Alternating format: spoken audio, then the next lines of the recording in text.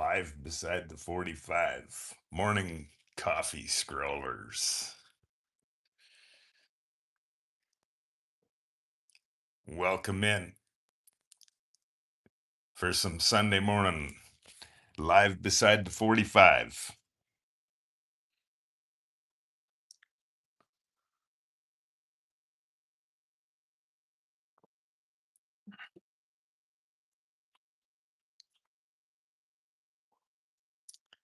Welcome in for some 45 chopper time. Motorcycle talk.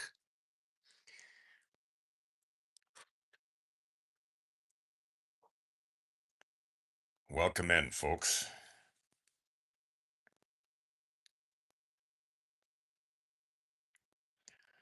From around the globe. Welcome to some live beside the 45.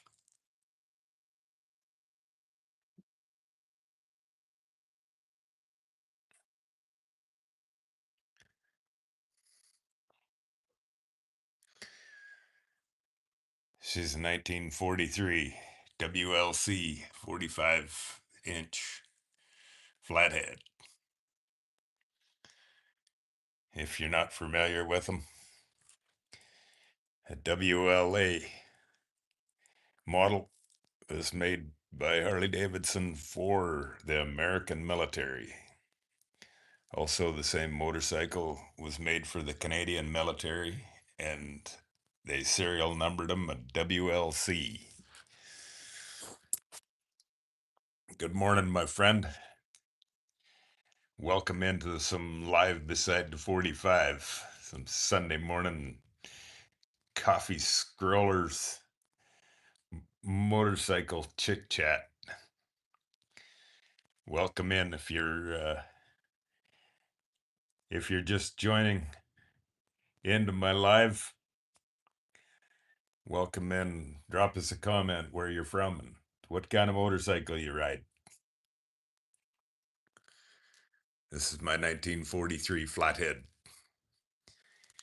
that I built from a basket case of parts. Welcome in and drop us a comment where you're from and what kind of motorcycle you ride. We're just here for some Sunday morning coffee scrolling motorcycle conversation.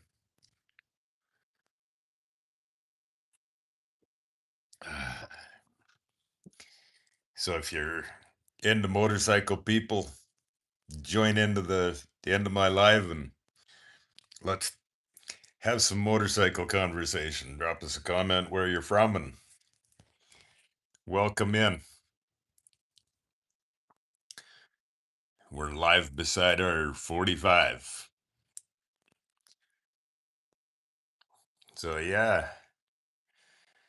welcome into the Sunday morning coffee scrollers. Well, good morning.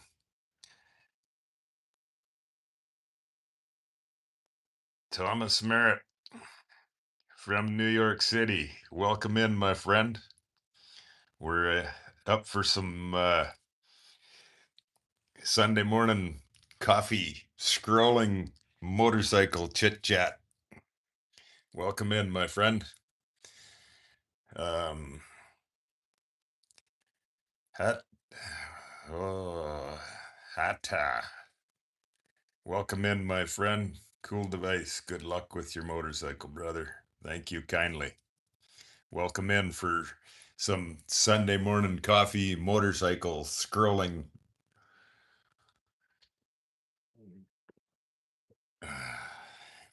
Welcome in, my friends. I love it. Drop a comment where you're from and what kind of motorcycle you ride. Juju bees. Welcome in, my friend. Drop us a comment. Ho and co. Hello from Ukraine. Poltava. Welcome in, my friend. For uh, Jujubes, probably a 6.0. Uh, Thomas Merritt, I'm about 120 miles north of New York City on the Hudson River. Oh, cool. Is that up? How far are you from the new Tappan Zee Bridge? Beautiful country up through there. I was across the Hudson River when they were just doing construction on the new big bridge crossing the Tappan Zee a few years back, but I imagine the bridge construction is all done by now.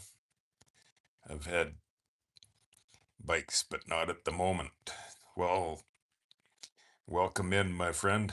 North of the tap, maybe 75 miles. Cool. I've been right through your neighborhood years back. You're welcome in here. We're just doing some Sunday morning coffee scrolling motorcycle conversation. I I saw all the pieces of the bridge heading south to the spot. Excuse me. Well, that's pretty cool. You're right close there. Uh, Nicole, Nicole B. Bill, Nicole B. Laycock. Welcome in, Harley Davidson, KK, Texas. Welcome in, Texas. I'm near Catskill in Houston. Hudson, sorry. Yeah, welcome in just for some Sunday morning coffee time motorcycle talk. We're coming to you live from the 45 out in the garage for some Sunday morning coffee scrolling. Thomas, they came down the barges and you could smell wet paint on the bridge pieces. That's pretty cool. Uh, Jason Stormone, good morning. Good morning, my friend. Welcome in for some morning coffee scroll. Good luck, brother, from Ukraine. Thank you, my friend. I uh, I started doing these live streams because I'm not sure if you've been on my channel or not. And um, I'm still banged up and can't ride my motorcycle, so I got rear-ended by a distracted driver July 18th, 2024, and dislocated my shoulder. And now to discover after a year and a half of physical therapy, now I'm in booked in middle of June. I got to go have surgery on my shoulder, so I can't ride my old motorcycle uh, because I'm all banged up. So over there in Ukraine, that's so awesome. How on YouTube here with the click of a button, you can connect with people around the globe with touch a button in 3 seconds. Amazing. Um, yeah, what kind of motorcycle do you ride over there in Ukraine? Yeah, welcome in for some Sunday morning coffee motorcycle conversation. The coolest thing I saw going down the river was a complete bridge heading to the Bronx. Wow, that's some pretty cool scenery that you can watch the Hudson River, my friend. Damn, that sucks. Yes, it certainly does. These stupid cell phones are so many people are more concerned about driving their telephone than they are the steering wheel and eyes looking out the windshield. Jason, I've been watching your live shows lately and been a follower of the channel for a long time. Well, thank you, my friend. I hope you enjoy it. It's all My channel is what it is. I was never a social media guy before, and when I built my YouTube channel, that's why it's the mess that it is. All my footage is just me and my old motorcycles with my cell phone, and lots of cross country road trips of well, yeah, if you've been on my channel and you've seen probably seen some of the road trips I do with this one's my 1943 flathead that I bought it as a basket case and built it into my own cool little chopper. I put a 6 overstock length Springer front end on it just so I could call it my chopper. It's a original old frame. The frame was bare and the rest of it was in boxes of parts. And then, well, of course, if you've been on my channel, you've already probably seen my my crazy idea of my. I think they're awesome, straight up handlebars. They're comfortable to ride, and I love it. It yeah, this distracted driver that run into me, and I'm not sure if you've seen the video that I posted the other day. That's uh, it doesn't really look like much of a video, but it really hits home when you if you watch right to the end of it. It was at the accident scene, and somebody that stopped by, I turned my phone on while I was laying there on the pavement, and I asked this fellow to walk back down the pavement to where the beginning of the skid marks start. And then he counted the yards back to where I'm laying on the pavement. And when he got back to me, he says, from the point of impact, 88 yards. So that part way through the video, you see that white Dodge pickup, and then down the bottom of the ditch, that's where my old bike is laying. And that pickup that hit me was, well, highway speed, doing whatever 75 or 80 miles an hour, and rammed right into the back of me. More concerned about this, looking at the stupid phone than driving their white Dodge truck. And here I am with the results of a nasty dislocated shoulder and progressively, after a year and a half of physical therapy, now this the big muscle in the front of our shoulder here where it comes out and ties into your shoulder, I got it completely detached off the bone. So they my surgeon says, or he told me the other day, he said after surgery, he says it's not a difficult surgery, but after you wake up from surgery, you'll be in a sling for 7 to 9 months before you start physical therapy again. So I got a long road of recovery ahead of me already after having done the physical therapy twice a week for a year and a half. Frustrating. Thomas, 6 lanes. Yes. Anybody new in here? If you missed it, I was just replying back to Thomas. He lives up in upstate New York, up by the new Tappan Zee Bridge. I was across there back when they were, can't remember what year it was. They were doing the new construction on the bridge. South Oz Moto. Good morning, my friend, from beautiful South Australia. Spent a bit of saddle time for you today, mate, and filmed it. Channel is South Oz Moto, and the video is titled "Thank You." Okay, my friend. When I get done this live, I still haven't taken a chance to click on your channel, but I got to get on there and see some of your stuff. So cool, everybody. That's South Oz Moto. He's been joining into my lives the last couple days. here. He's from the south coast of Australia.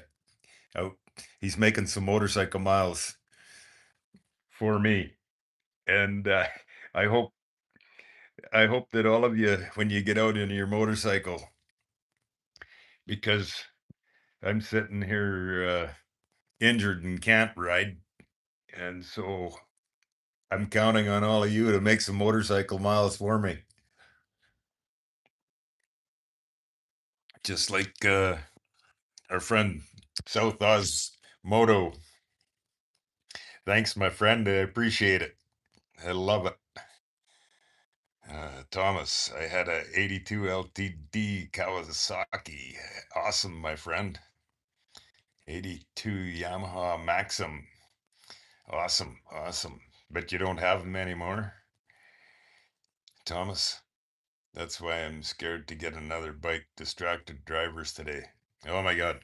I know, it's horrible. It doesn't matter where you go. You constantly see somebody on the road looking at their stupid phone instead of their eyes above the steering wheel. Uh, Jason, my friend Scooter Tramp Scotty, spoke to you for a brief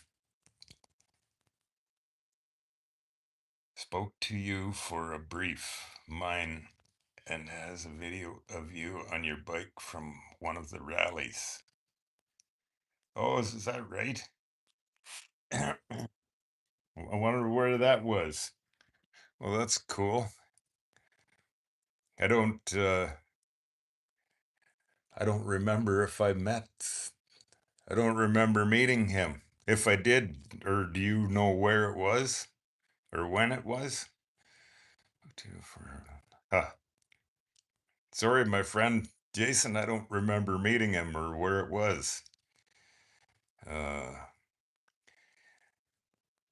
Lucas, sorry if I miss your name or miss your handle on here, my friend, but good morning and welcome to some Sunday morning live beside my 45 coffee chat, coffee scrollers. Um, yeah. Sorry, my friend, Scooter Tramp Scotty. I don't remember meeting him. Uh, if you if you know when or where it was, that might uh, that might help me. Lucas, drop us a comment where you're from, my friend. Thomas, my channel has some videos of the river and beautiful upstate. Cool. Yeah, that's we're so fortunate to live in North America, and the freedom and the beauty of our continent is amazing, my friend. 2005, I sold them because I broke my arm and tailbone falling from a hay wagon. Ouch! I'm sorry to hear that, my friend. I hope you'll healed up from that and doing well. I live, Jason, I live here in North Carolina, Smoky Mountains, and it's been riding like crazy. I'm ready for the ride to Sturgis this year. Oh, awesome. Going to Sturgis. Unfortunately, uh, because of this shoulder and surgery coming up here in June, this is my only motorcycle content that I have is coming out in the garage and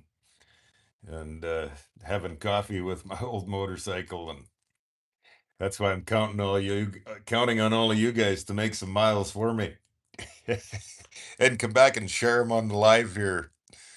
This uh, live stream is pretty awesome, amazing how we can touch a button and be connected within 3 seconds, be connected to people all over the world, and of course everybody knows that our passion for our motorcycles, we all share the same common interest. Two wheels and freedom in the wind is where it starts for me, anyways. Um, All good. Physical therapy is a good thing. Yeah, that's so when I right after the accident, the first orthopedic surgeon I went to, he said there was a whole bunch of small tears all over the place in my shoulder after being dislocated. My shoulder had come straight out the front here. He said there's nothing, no tears big enough to warrant doing surgery, that all heal on its own. So going to physical therapy twice a week for over a year and a half, and I time after time I told my physical therapist that you're moving my arm too far, and you're I think you're tearing my arm apart worse, and well, progressively worse and worse, and finally got so I couldn't even lift my arm. And so went to an orthopedic surgeon again, and he sent me for new MRIs. And I went last week, and for the results of the new MRI, and he says, yeah, he said this whole muscle here where it goes into your arm, he said it's completely detached. So I guess physical therapist, we pushed it too far, and now it's completely tore apart. So unfortunate. Now it's surgery in 7 to 9 months in a sling. So that's why I'm on here doing these lives, and you guys are helping me keep my motorcycle spirit alive. That's why we're coming to you live from the 45. Some Sunday morning coffee scrollers. Jason, I can't remember the video it is, but I'll ask him when I see him. He had it on his channel. I started posting about to do it more regularly. Okay, yeah. Oh, yeah. I get a lot of miles in. I ride out to Sturgis every year. I ride all over camping and hitting rallies. That's awesome, my friend. I I've made lots of miles over the years. I got a 2000 Softail that I've got 290,000 miles on it. I've been from Alaska to Newfoundland to San Diego to Key West, and it's it's got the fourth engine in it, so she's had some miles on her, miles of smiles of, and it's motorcycle riding, camping, camping, traveling corner to corner on our continent, and pretty amazing, beautiful place of and the freedom. We live in freedom of North America. Um, Local Leon the man. Good morning. I love the handle Local Leon the man. Where are you from, my friend? Good morning. Coming to you live from the 45. I just in doing some live Sunday morning motorcycle coffee scrollers. I love it. Drop us a comment of where are you from, local Leon, and kind of motorcycle do you ride?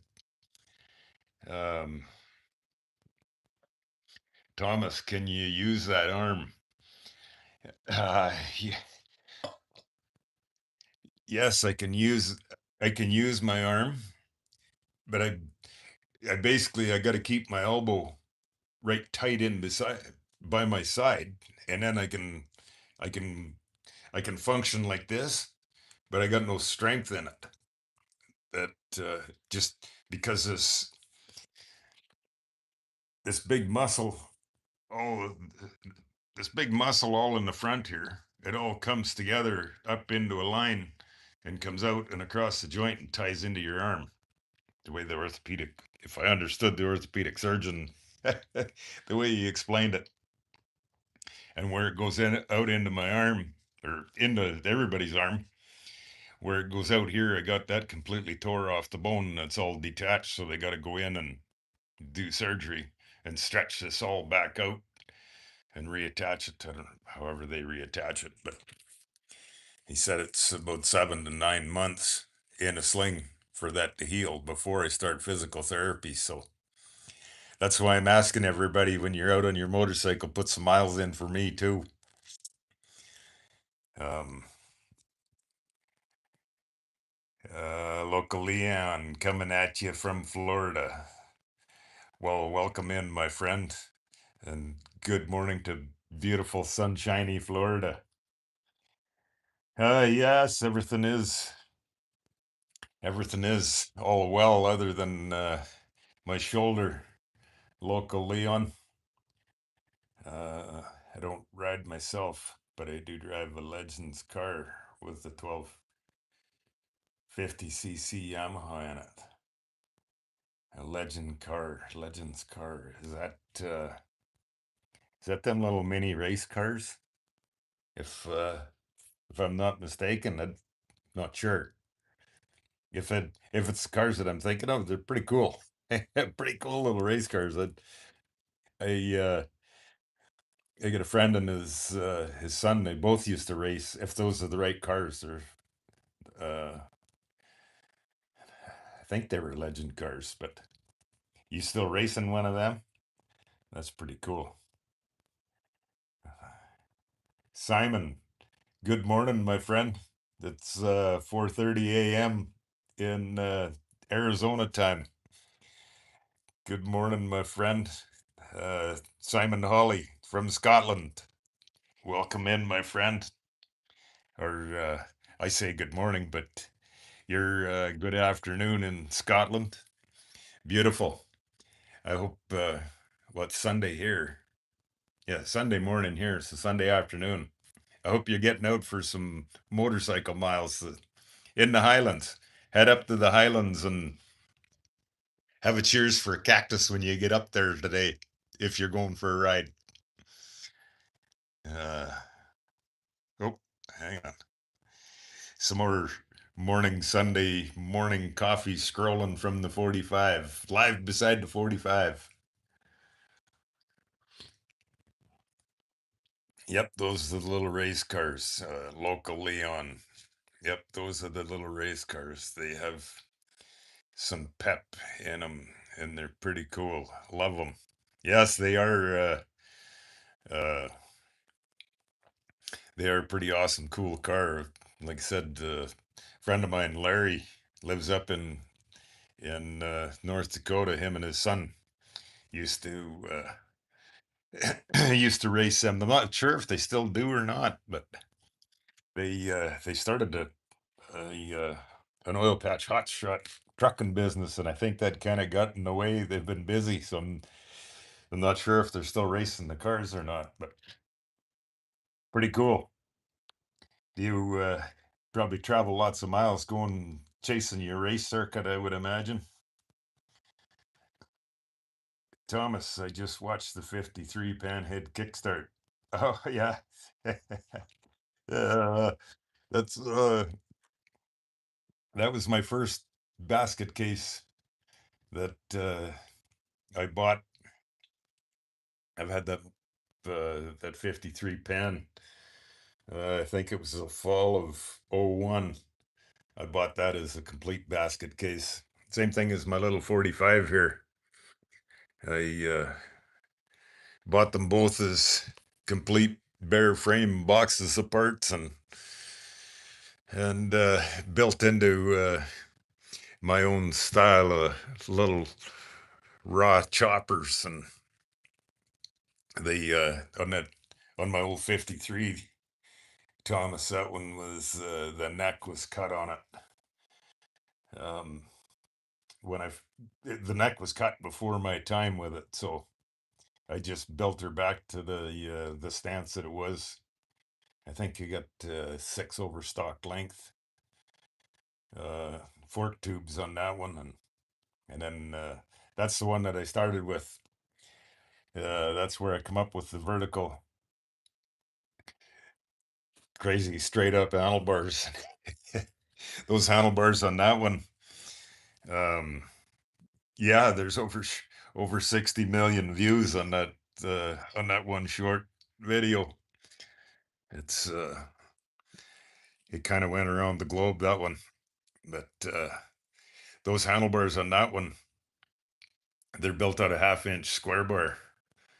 And I come up with the idea of when I started building, when I got the front end and wheels sitting on it, and then the motor sitting in it, and I standing back looking at it, and I had a set of original tanks that original Harley tanks, and I thought, nah, well, I love Indian Larry, loved his style of motorcycle builds, and so when I found that the tank that with the dished in sides like that, that's a tribute to Indian Larry. And then I love the way that it sits on top of the frame, so it shows off the top of the pan motor.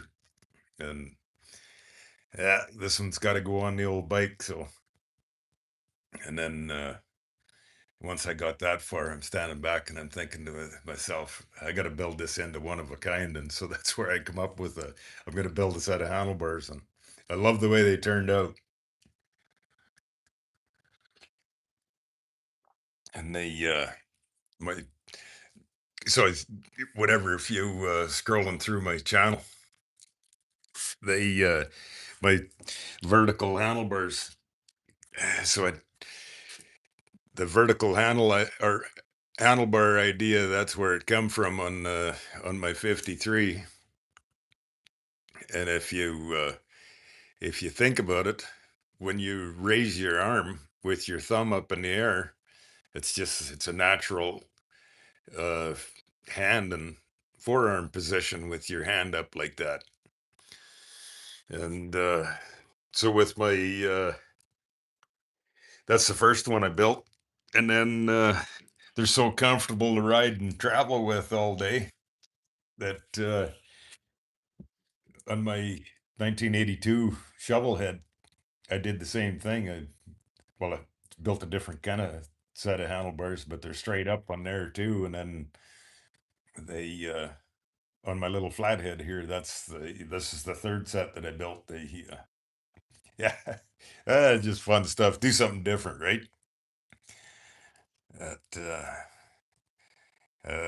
local Leon. I mostly stick to the Florida circuit down here. We have dirt track racing with them.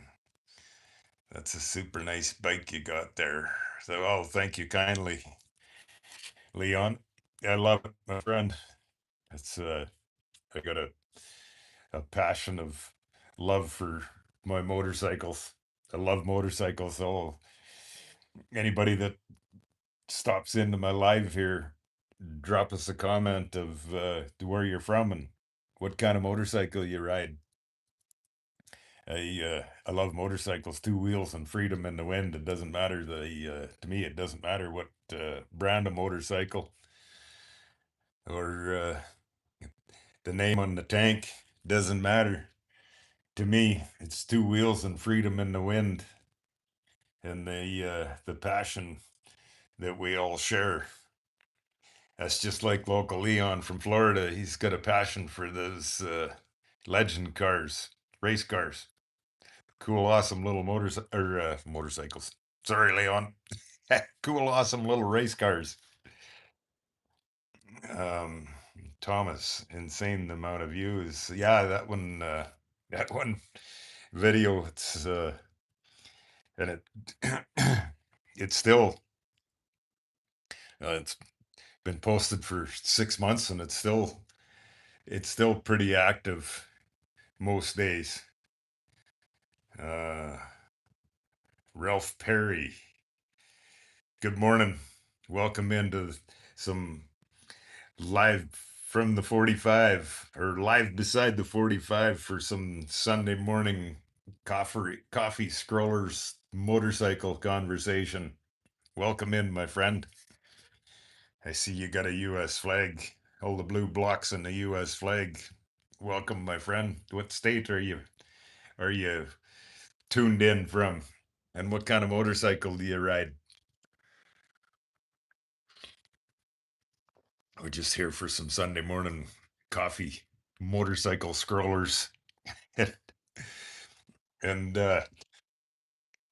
when you're out on your motorcycle, out for a ride today, put in some, put in a few miles for me because I'm not sure if you've been on my channel and heard or not. I'm suffering with a dislocated shoulder here from being rear-ended on my motorcycle, July 18th, 24. So I've unfortunately not able to ride, and I'm booked in for surgery upcoming in June here. I'm going to get my Sunday started. I subscribe and we'll be back and chat again later, brother. All right, Thomas. Have an awesome day, my friend. And yeah, when you're out on your motorcycle, if you're going for a Sunday putt, put in a few miles for me, buddy. Okay, awesome. Thanks for dropping in and uh, having some Sunday morning coffee motorcycle talk. Have an awesome day, my friend. Anybody new dropping in? We're doing some live beside the 45 for some Sunday morning coffee scrollers. If you're new, just signed into the live here. Drop us a comment where you're from and what kind of motorcycle you ride.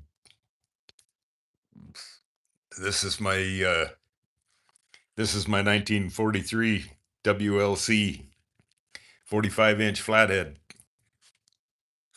It was a basket case of parts that I bare frame and boxes of parts that I built into my awesome little flathead chopper. I love it. If you're new, just dropped in here for some coffee Sunday morning scrolling, welcome in. Uh, yeah, Thomas, awesome, my friend. Nice to meet you, and ride safe today if you're out going for a scoot through the hills. Uh, Uncomfortable Truth, 7139. Good morning, my friend. Still running. My little 45 here, yes, she still runs. I'm not sure if you've been on my channel, and I got rear-ended on it, and the frame was pretty much totally mangled, bent from front to back. The springer was all twisted up, and both rims were bent. But I found a guy in Mesa. He took the frame and straightened her back out, straightened all the wheels out, the springers, everything. Did an amazing job of doing the framework. In the accident, the only thing that didn't get bent was my handlebars. My old motorcycle. Well, there's a couple videos posted on my channel. The white Dodge truck that rear-ended me. Plowed the bike down the frame. It didn't slide down the frame. The white Dodge pickup was on top of the back wheel and plowed it down the highway far enough until it come off the pavement, and then the bike come loose from under the front bumper and rolled down into the ditch and then fell over. All of the bending damage all come from the rear-ended impact. So, uncomfortable truth. Wow, sorry to hear it. Yes, thank you kindly, my friend. That's my biggest fear. Yeah, I hear you, my friend. And that's totally what happened. And we all see it. We all know it of the distracted driving. People are more concerned about these stupid cell phones than they are eyes above the steering wheel. And unfortunately, it's a nasty disaster. I'm lucky that I'm still alive. I got Well, I have no memory of the accident, but I believe that I got launched between the handlebars and went over top of the handlebars between them. And I did a Humpty Dumpty tumbling down the highway 88 yards, and I dislocated my shoulder. And so it's been a pretty nasty experience getting over that and getting healed up. Well, I'm still not healed up. July 18th will be 2 years upcoming, and after a year and a half of twice a week physical therapy. And I just went and had new MRIs on my shoulder, and this big muscle all in the front of my shoulder is all where it goes out into our arm.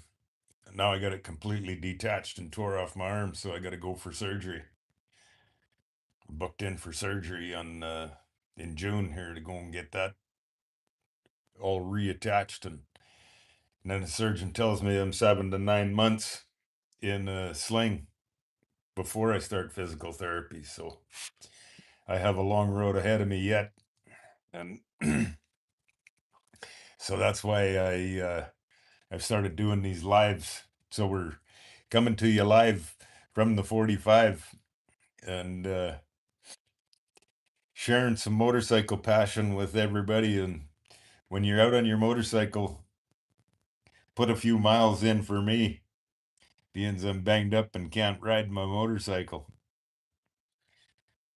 If you just knew, dropping into the live here this morning, we're coming to you live from the 45. This is my 1943 chopper. I built her from a basket case of parts. It was a bare frame, and I built her into an awesome little highway chopper. I'm not uh, I'm not sure if you guys been on my channel or not, but this I have a bunch of video footage posted of I built the I built an adjustable sissy bar on this one. I got a an auxiliary gas tank that I mounted hanging on the back of the sissy bar. So that's 3 gallons of gas, and I got it mounted hanging from some leather straps. And the reason I got that built like that, so I found some old levers off an old McCormick uh, binder, and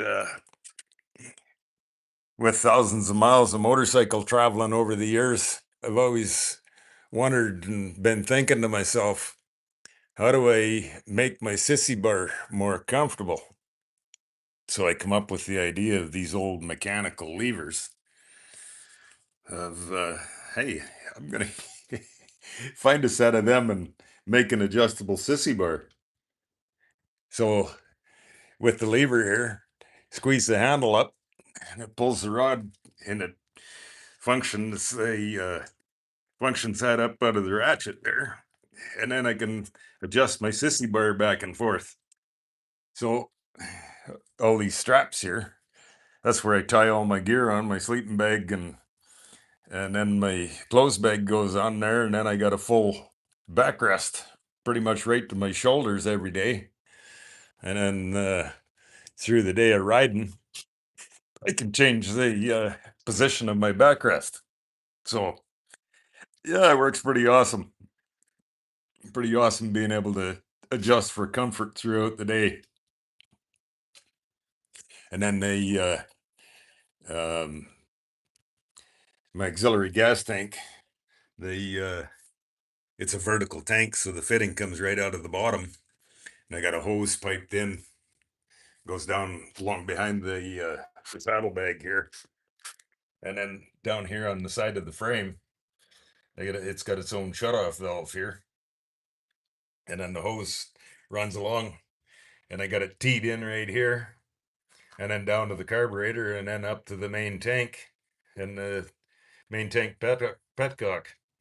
So when I stop and gas up, because this auxiliary tank is higher than the main tank.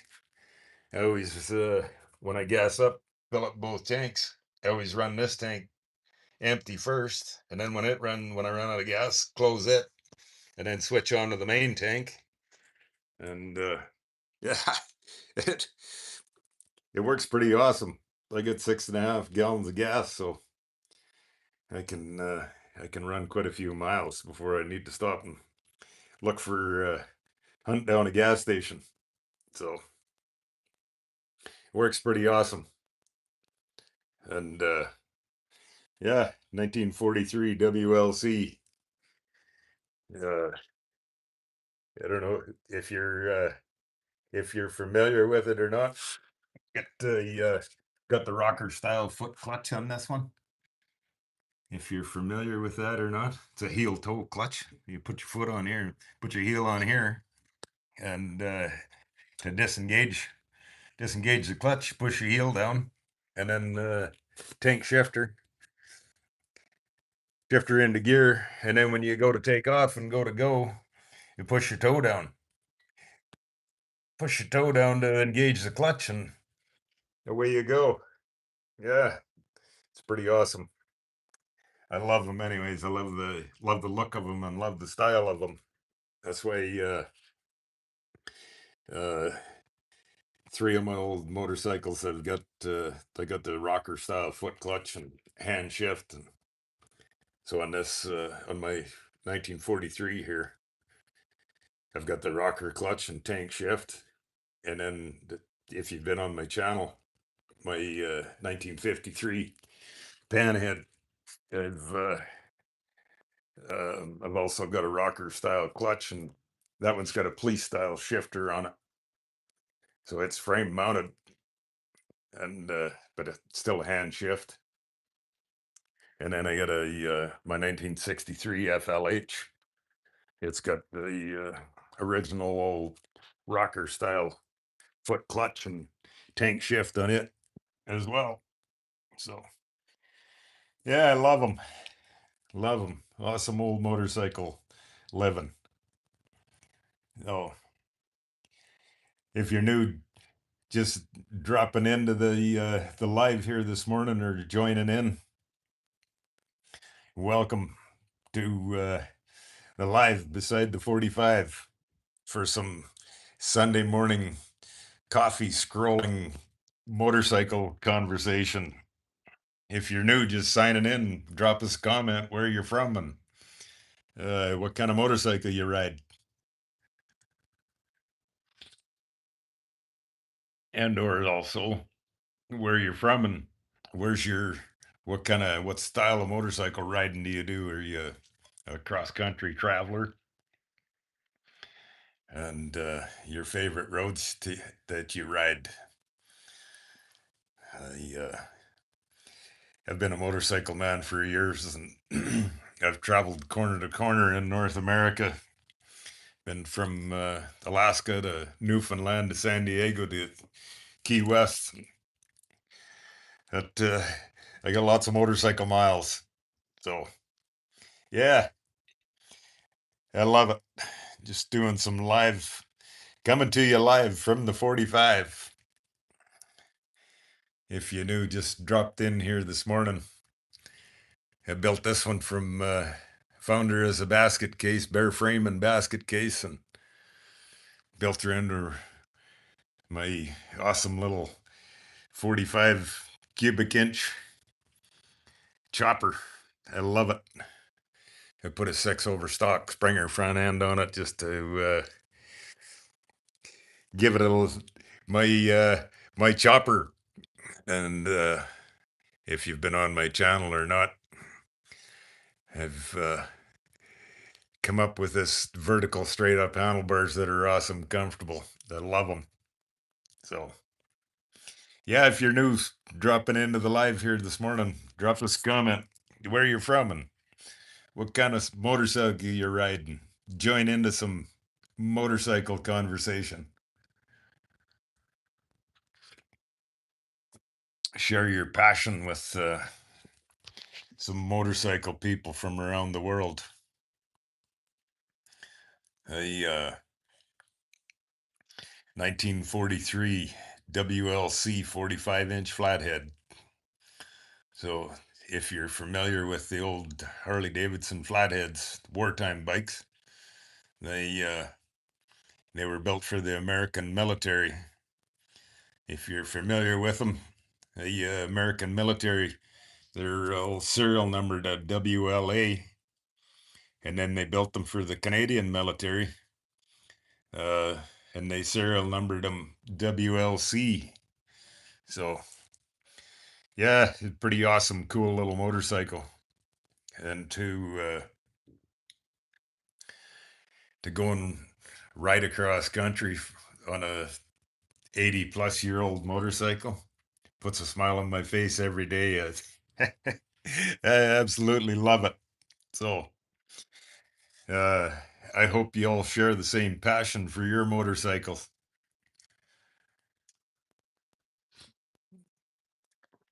But yeah, back to your comment there, uncomfortable truth. That's so true. It's a scary thing, the distracted driving. It's disgusting, gross. Somehow or another, somebody needs to manufacture some sort of a device within all these phones that when the key turns on, the phone goes into lock mode, that you can't access the stupid things. But, yeah, it's frustrating. So it yeah, if you just signed into the live here this morning, coming to you live from the 45, drop us a comment of where you're from and what kind of motorcycle you ride.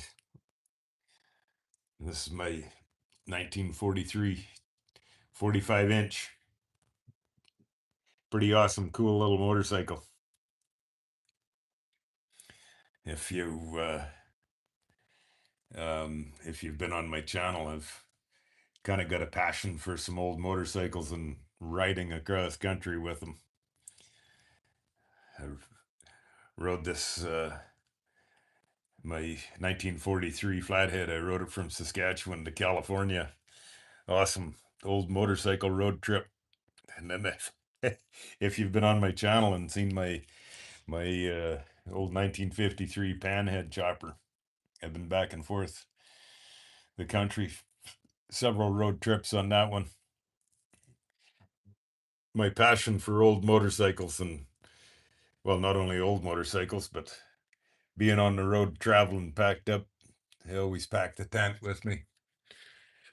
That's the tent on top of the handlebars. I built this one from a basket case of parts, and I love it.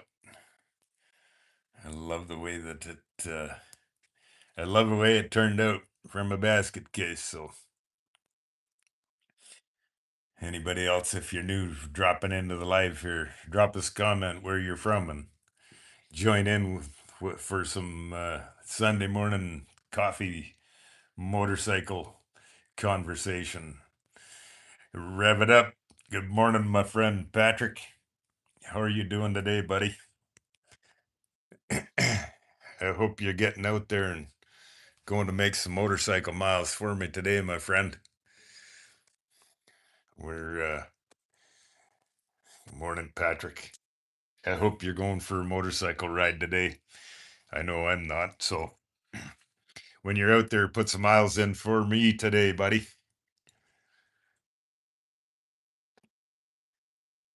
Go and roll some miles through them uh, beautiful Pennsylvania two-laners. Patrick, black coffee, bottle of cold water, and a glass of grape juice on ice. Breakfast as usual. Right on. I haven't had breakfast yet. I'm up for some early morning, Sunday morning coffee motorcycle conversation.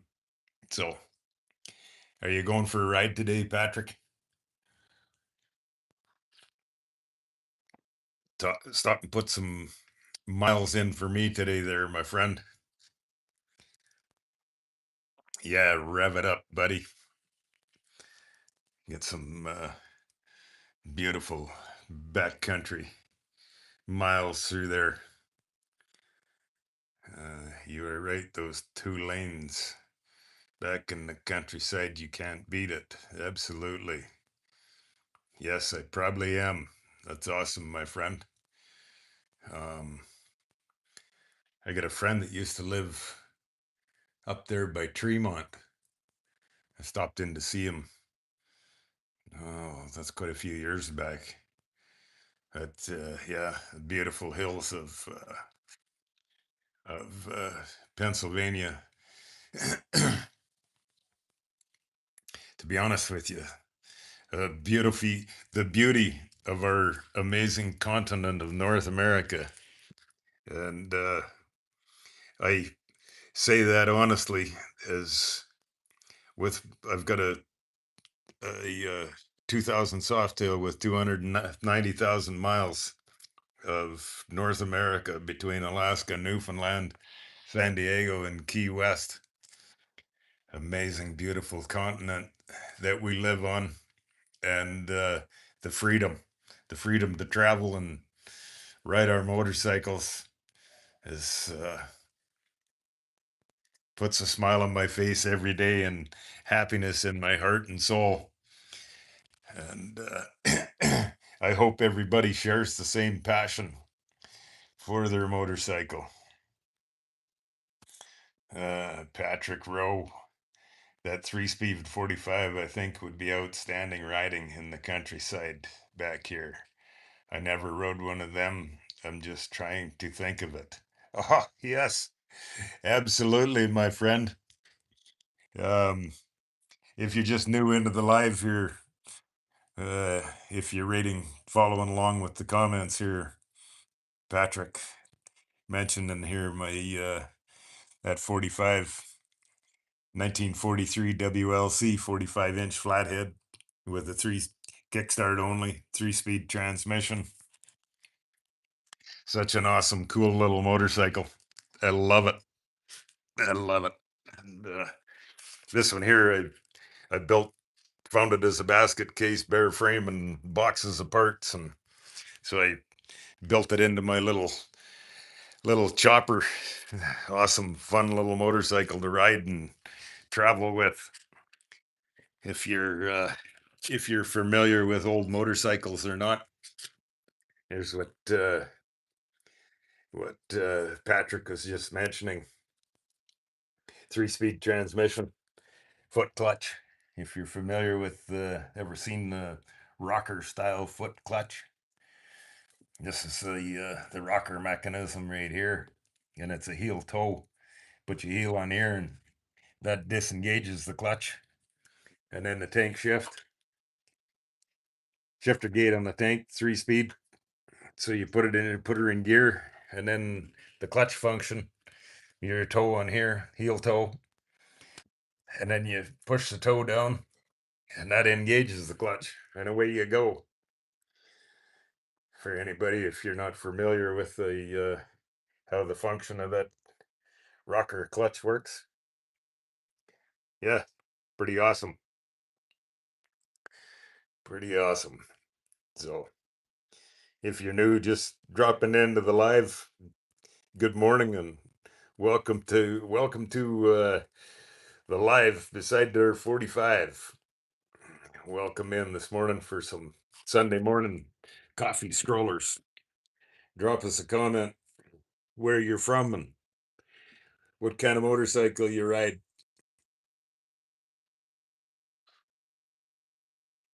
And some Sunday morning coffee scrolling. You're all welcome to join in for some happy, positive motorcycle passion.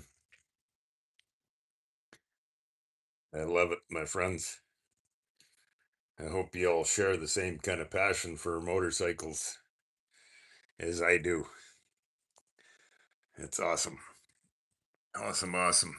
And if you've, not sure if you've been on my channel or not, I have three of my old motorcycles with vertical, straight up handlebars. My on my channel, my 1953 panhead chopper. That's the first one that I built a set of handlebars for, and then yeah, fun stuff. James Barton, 3165. Welcome in, my friend. Welcome to your Sunday morning live beside the 45.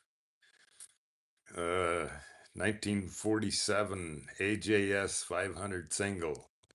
Starts on one kick. That's awesome, my friend. You're riding an old school awesome motorcycle too. Cool. Do you a 1947 AJS? Explain that to me, my friend. I'm not familiar. But that's cool. 1947. Some old school iron too. This one here, this is my 1943 WLC 45-inch flathead. Uh, Kickstart only. A 3-speed transmission. Like a matchless. Ah, I'll have to, when I'm done with the live here this morning, I'll have to get on the Google button and look that up. I'm not familiar. This do you get out on the highway and make some road trip miles with it too, James? Or are you more local around home rider? I've for years I've been a highway guy. I've motorcycle traveled corner to corner in North America. No, it's too slow. Oh, well, I guess it always depends on the definition of too slow is, but regardless, it's two wheels and freedom in the wind is that's where I start at with my motorcycle passion. Hard frame, awesome. So is my old flathead here. It's a original old on the old on the old Harley flatheads. The old military bikes are a single down tube frame, and yeah, all original old hardtail frame too. So I it's one thing about it, or what I find, anyways, having riding the old rigid frame. It's all about having a good seat. I built my seat on this one. I uh, I found a bunch of I don't know, whatever, 4 or 5 inch diameter coil springs out of an old Chev car, and I bunched a whole bunch of them together, and I wrapped them up in a piece of leather for my spring ride seat. James Barton. Hang on, hard frame, a WL. No, well, mine's a WLC. So mine was the Canadian military. I had many 45. Oh, that's really cool. That's I love it that you dropped into the live here and sharing that. So the WL was that a just a civilian model? And what was the difference between that and so obviously you know the history well of the mine's a WLC, so it was a Canadian military. The WLA was American military. At the WLA or the WL, is that was that a civilian model built? I don't know the history of them that well, but I do know that Mine was a Canadian military. So yeah, I've, I found it as a bare frame and basket case of parts, and so I put a 6 over stock length Springer front end on it just to that way I can call it my chopper. I love it, my friend. Awesome, fun little motorcycle to ride. Do- Um, do you still have an old 45 too, or just got what's the other one? AJS. Do you still riding just that one? But no, it's cool. I love that.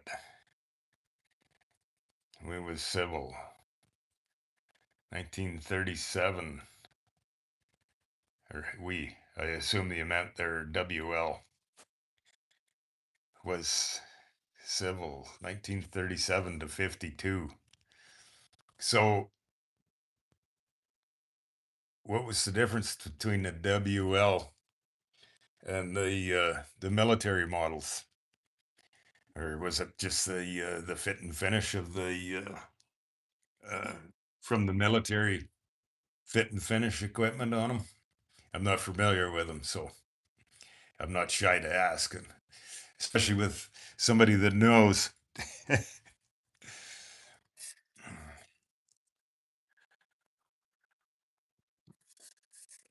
If you just if you just dropped into the live this morning, welcome in.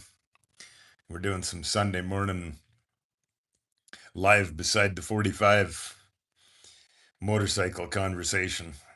If you're just dropping in, welcome in, and drop us a comment where you're from and what kind of motorcycle you ride.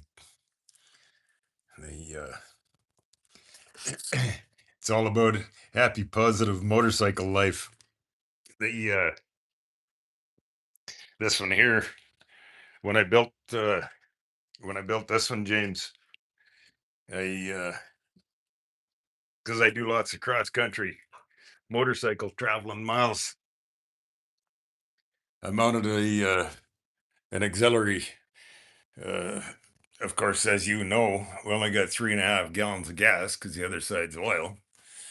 I for the long cross country road trip miles, I mounted a 3 gallon auxiliary fuel tank on the back, and I got it mounted off of good heavy leather strap, and I mounted it like that because my backrest. So I pack all my gear in here, my tent and sleeping bag, and or well, my tent's on the handlebars, but my sleeping bag and then my clothes bag becomes my backrest. And then the long cross country road trip miles, I all the miles of traveling over the years, I thought someday I want to build a sissy bar that's adjustable. And so I come up with the idea of these levers. They're off an old piece of McCormick uh, oat binder. And so they're mechanical adjustable levers. Squeeze the handle up here, and it functions as a mechanism up out of the ratchet. And then I can adjust my sissy bar back and forth to adjust the angle and seating position of my backrest throughout the day. So the lever on the other side, it's the same thing. So yeah, it works out pretty awesome, comfortable. And uh, I'm getting behind on you here, James. Uh, the compression ratio is lower. Obtain fuel. Military is 5 to 1. Um, Off-road fenders. That's on the military's one, I assume you mean. And had a blackout light. The military was heavy duty. They oh, that's pretty cool. Uh, that's awesome. Thank you kindly, James, for sharing that. You you obviously have much more experience and years of knowledge uh, with the old ones. Same motor, different piston. Cool. And so the other stuff that I've heard before, um, the military version, they were built to kick and run and basically be bulletproof. And so um, when they on the WL on the civilian model, did they still run the same carburetor? The this one of mine, or to my knowledge, it's an original carburetor that the M88 Linkert. Is that the same carb that they run on the civilian model? And there's no changeable jets in them, from what I understand. That so that they couldn't be messed with, and it is made as simple as possible to kick them over and they run, and basically built bulletproof so that they that was the idea of them, kick and run, and built to be bulletproof. So yeah, it's a pretty awesome little motorcycle, and it's I really appreciate you coming into the live and sharing your history and knowledge of them. This one, this one of mine, as I said, I built it. It was just a basket case of everything parts, so I didn't have nothing. I basically had nothing original except the engine, the transmission, and the frame. And so I just, instead of building back to an original old motorcycle, it just well, I'm gonna build it into my little chopper. And so my my crazy straight up handlebars, they're awesome, comfortable to ride. If you if you've been on my channel or not, my 53 panhead I built from a basket case of parts too, and that's the first one that I built straight up handlebars. And if you think about it, that's a such a natural hand position. When you raise your arm up, your thumb is up, and so there's you got none of this twisting in your forearm and wrist.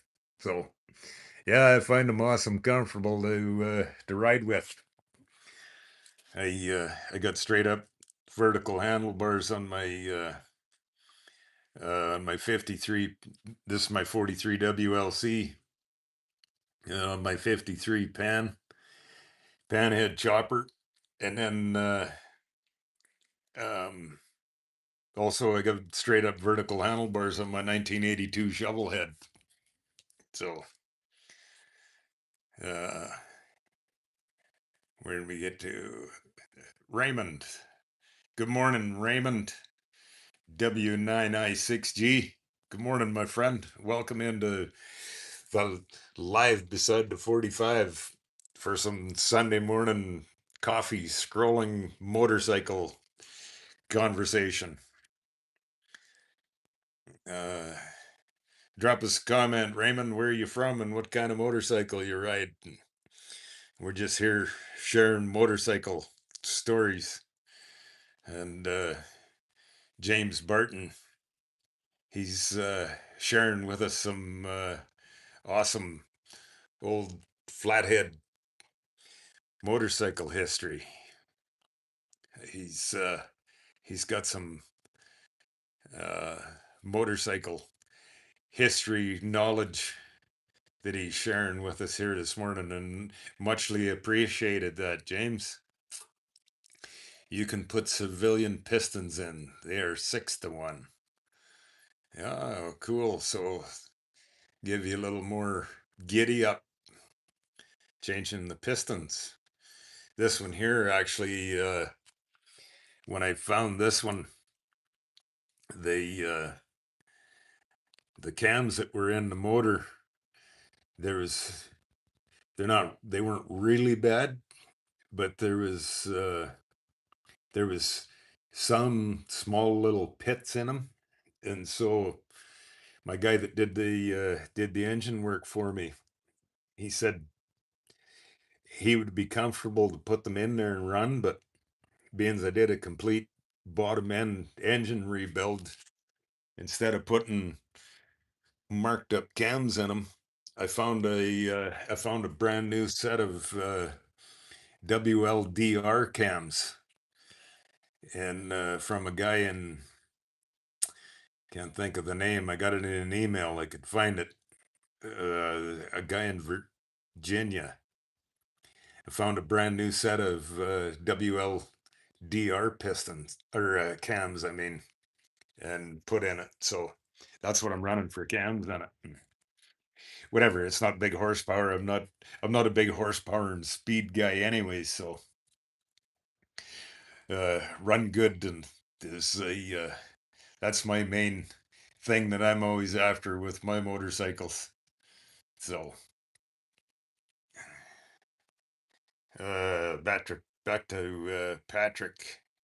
Just basic research. The military version had a different carburetor.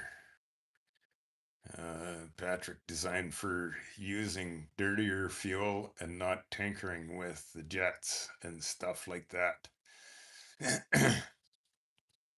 In the conditions, considering the conditions they were designed for, extremely, extremely durable, rugged, tough. That's awesome. I would rather have a military version myself. Well, that's awesome, Patrick, and it just so happened to be lucky that that was in the that was in the basket case of boxes of parts. Back to James. It will boost your power. Right on. That's cool. Um, hone your cylinders and put in. Wow. Um, how many horsepower were they out of the factory, James? Do you know?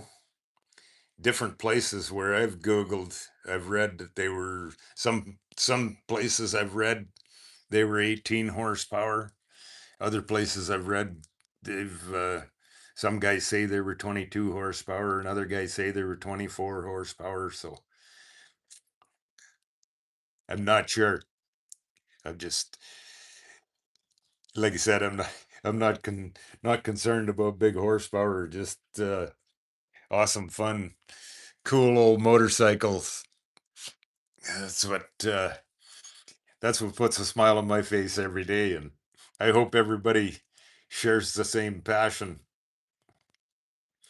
And I really appreciate your knowledge, both James and Patrick, for sharing in the comments here of history and knowledge of sharing our passion together. I love it.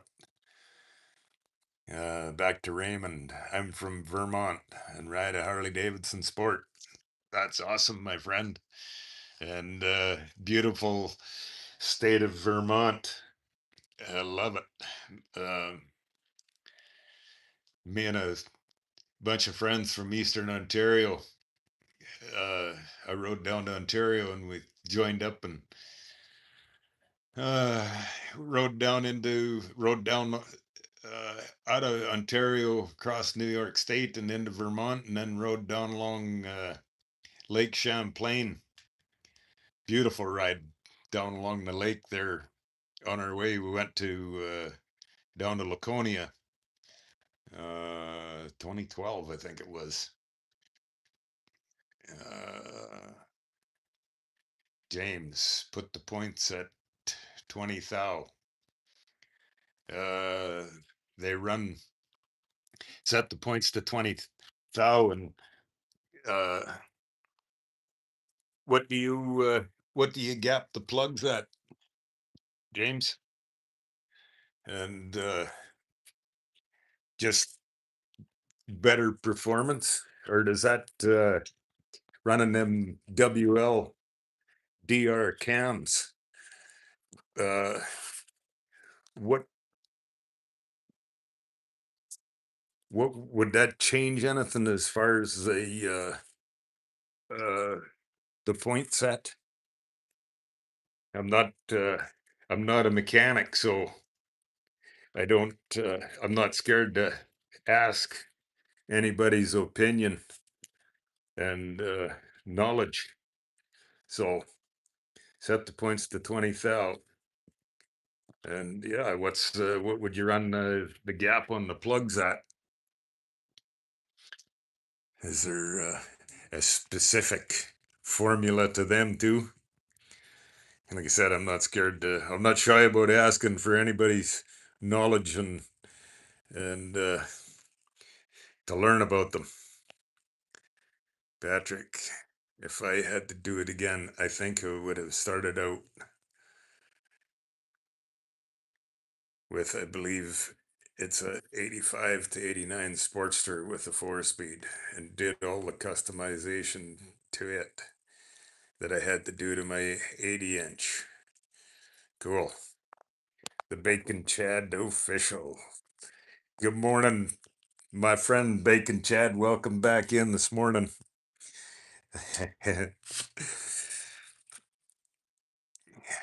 Good morning, my friend the Bacon Chad official. How you doing today, my friend? Are you going for a ride today on your motorcycle? I hope so, my friend.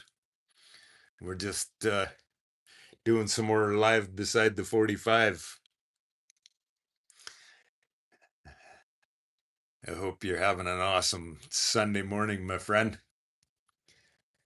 And back to Patrick. I looked into it. You can get a soft tail frame for a Sportster. But one guy told me that they're not worth it either. Go hardtail or neither. On awesome stuff. James, 20 horsepower. There we go. Yeah, that's like I said, different places I've Googled. One spot I read somebody was saying they're 18 horsepower, and then whatever other guys say they're 22, 24, whatever. 20 horsepower is good for me. The motorcycle shop guy said the softail frames they make for Sportsters just don't quite cut it. Just go hardtail. Yeah. Awesome, awesome. I love my hardtails, but I also love a spring seat. This is my spring seat that I think you've seen this one before, Patrick. That's the one that I've got all the coil springs out of an old Chev car. I wrapped them up, I squished them all together in a bunch and wrapped the strap around them and wrapped them up in some leather. And I got a custom built spring ride seat.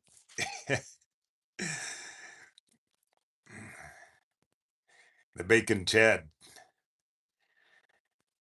I rode that 1 mile for you on my dirt bike.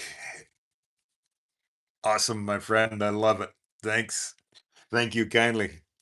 And if you're out today on your dirt bike and enjoying some beautiful sunshine and some of your dirt trails, ride another mile for me, my friend. I love it. And yeah, are you going for a motorcycle ride after you have your Sunday morning breakfast? Um, Raymond, yeah, that's what I did with my bike. Awesome. Raymond, you I'm getting lost in the conversation. Here, did you hardtailed your bike, Raymond? James, point gap is important. Yes, I've experienced that when I first started riding my panhead. That was my first time a real tinkering time with the points and kind of learning what I was doing. I by no means am a mechanic, but I got a couple of good friends that are mechanics, and so I try and steal as much knowledge from from everybody that I can that does know. So like I said, I'm not shy about asking. Um, Cactus, I rode that 1 mile. Bacon Chad, my friend. Thank you, young fella. I love it. James Burton, matchbook is close. Yes, I've learned that too from some another older fellow that a way more mechanical talents than me taught me that too. That the matchbook works and does a fine job for your point set. Back in the day, everyone had a matchbook. Yes, absolutely. Uh, Good morning, RRRZZZ89. Welcome into the live this morning. We're doing some live beside the 45 for some Sunday morning coffee scrolling. Cheers, my friend, and welcome in. And yes, absolutely. Keep rocking the free world. We are so fortunate. We are so fortunate to live in North America and the freedom we live in to ride our old motorcycles and travel across country. I absolutely love it. Um, where are you from, my friend? And drop us a comment where you're from and what kind of motorcycle you ride. Thanks for dropping in for some Sunday morning coffee scrolling motorcycle conversation. We're having some mornings coffee scrolling beside the 45. My 45 chopper this morning. I love it, my friend. Raymond, oh yeah. I live near Lake Champlain and I love riding next to the water. Oh yes. That was uh that was my I've been through Vermont before, but further east. And so that those buddies of mine from Eastern Ontario, they they took me for that ride down along the west side of the lake there. And oh my gosh, yes, amazing, beautiful countryside. Uh, I've said it for, I've been saying it for years. My motorcycle riding and traveling from Alaska to Newfoundland to San Diego to Key West is we're so fortunate to live on a beautiful continent of North America. It's absolutely beautiful. Uh, Back to James. James, thank you kindly for sticking in the comments session and sharing your awesome experience and knowledge you have. So I'm just reading back through your comments and sharing with everybody that's logged in with us this morning on our Sunday morning live. So Harley designed it so the boys could adjust it overseas. Everyone had matches, so make it easy on the troops. Aha! That, that makes a total sense. Matchbooks on the points and matchbook on the plugs. Oh, so run the points and the plugs at the same set. Wow, that's cool. I'll have to try that. I've, for the most part, I mean, whatever everybody's opinions, but that makes total sense of having them both set the same because then it's simple, right? And as you say, everybody had a book of matches. That's really cool. For the most part, I've always heard that they set the gap on your plugs wider, and so whatever. Like I said, how about on a panhead?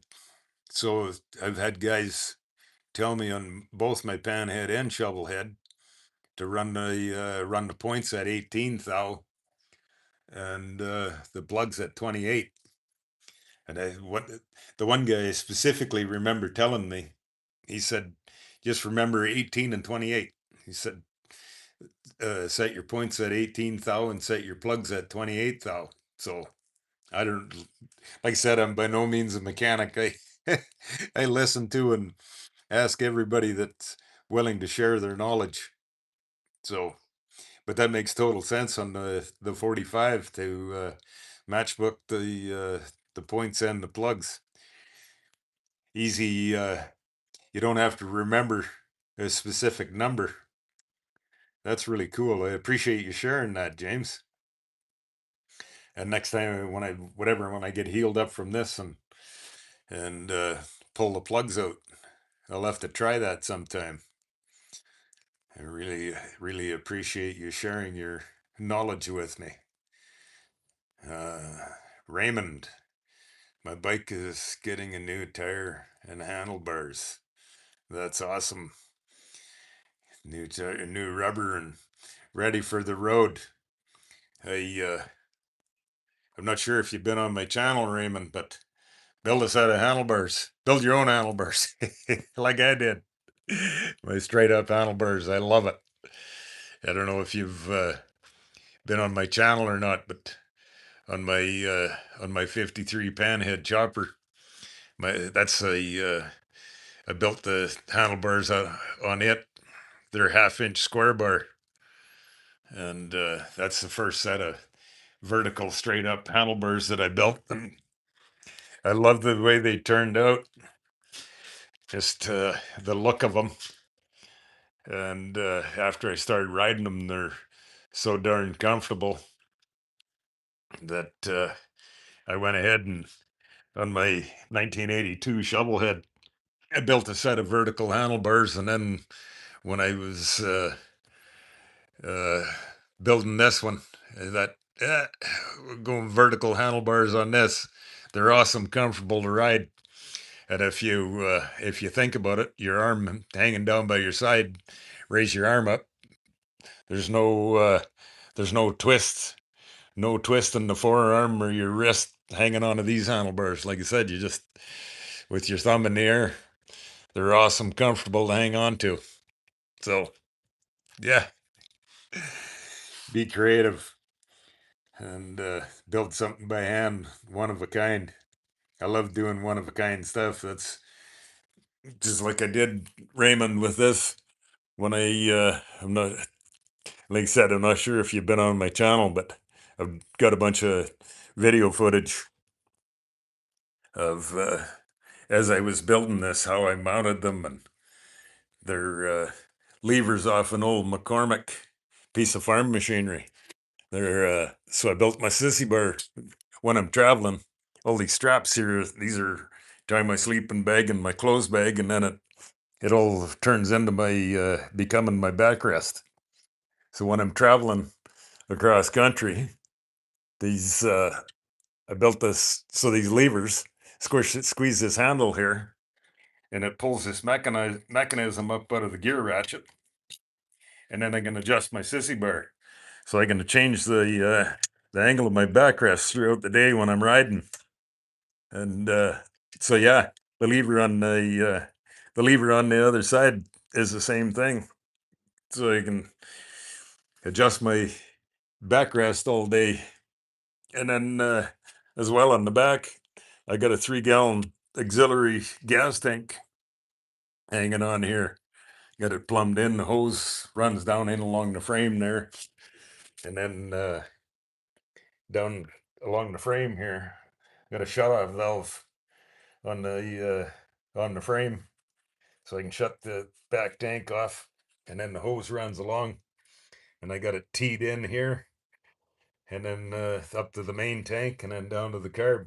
So it gives me 6.5 gallons of gas. Awesome for running the long cross country road trip miles. Patrick, I put a Andrews cam in my 80-inch, and all the rest of the parts are basically S&S. Also, recently put in a Mueller clutch doohickey to make the clutch pull easier. That's awesome. Awesome. And so does it, I'm not familiar with that part, Patrick. What is it? Like an assist system that they've, I'll have to Google it. I'm not familiar with that. Um, I hate, Patrick, I hate to say this, but I think it runs the worse than the original parts that were on it now. Yeah, the challenges of changing and building and trying to what works for you. What That's what it's always about. What works for you and functions the way you want it to, or not. Good. I put all kinds of money into upgrading the engine just to make it supposedly run better, not to make it faster. All right, on. Yeah, it's always the challenge, or that's what I find always the challenge of aftermarket stuff and parts. Um, Raymond, back to yes, awesome, old school, built by hand, one of a kind stuff.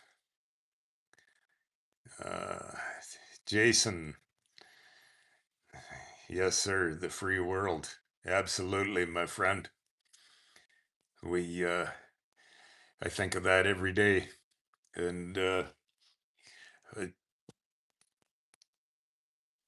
all the young generation needs to learn that the free world, the freedom that we live in, is can't be beat.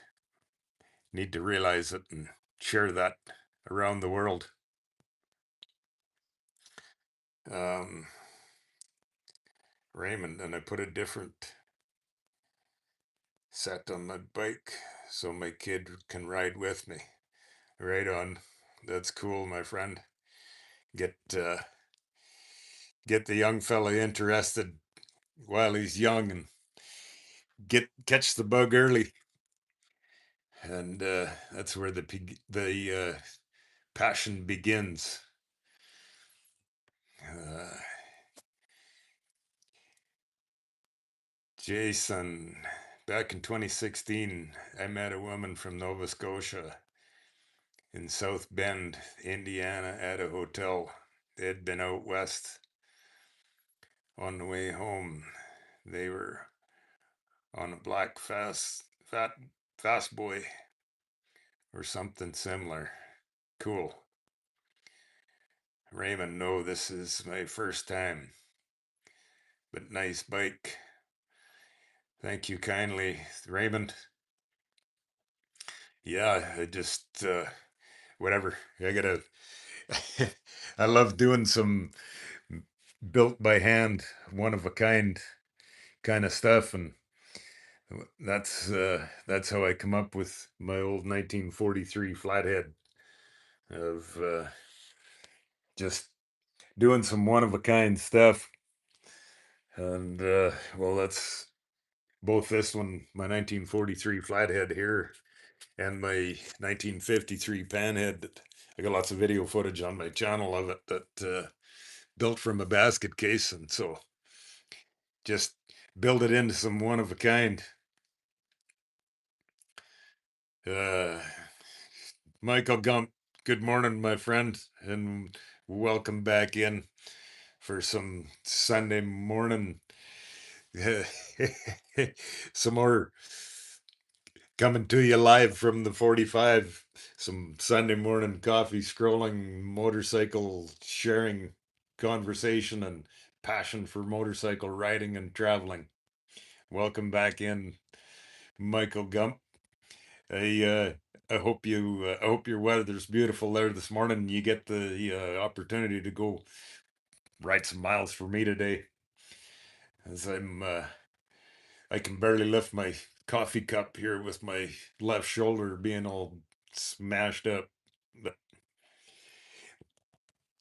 welcome to some more live by our 45, and yeah, welcome in, Michael Gump.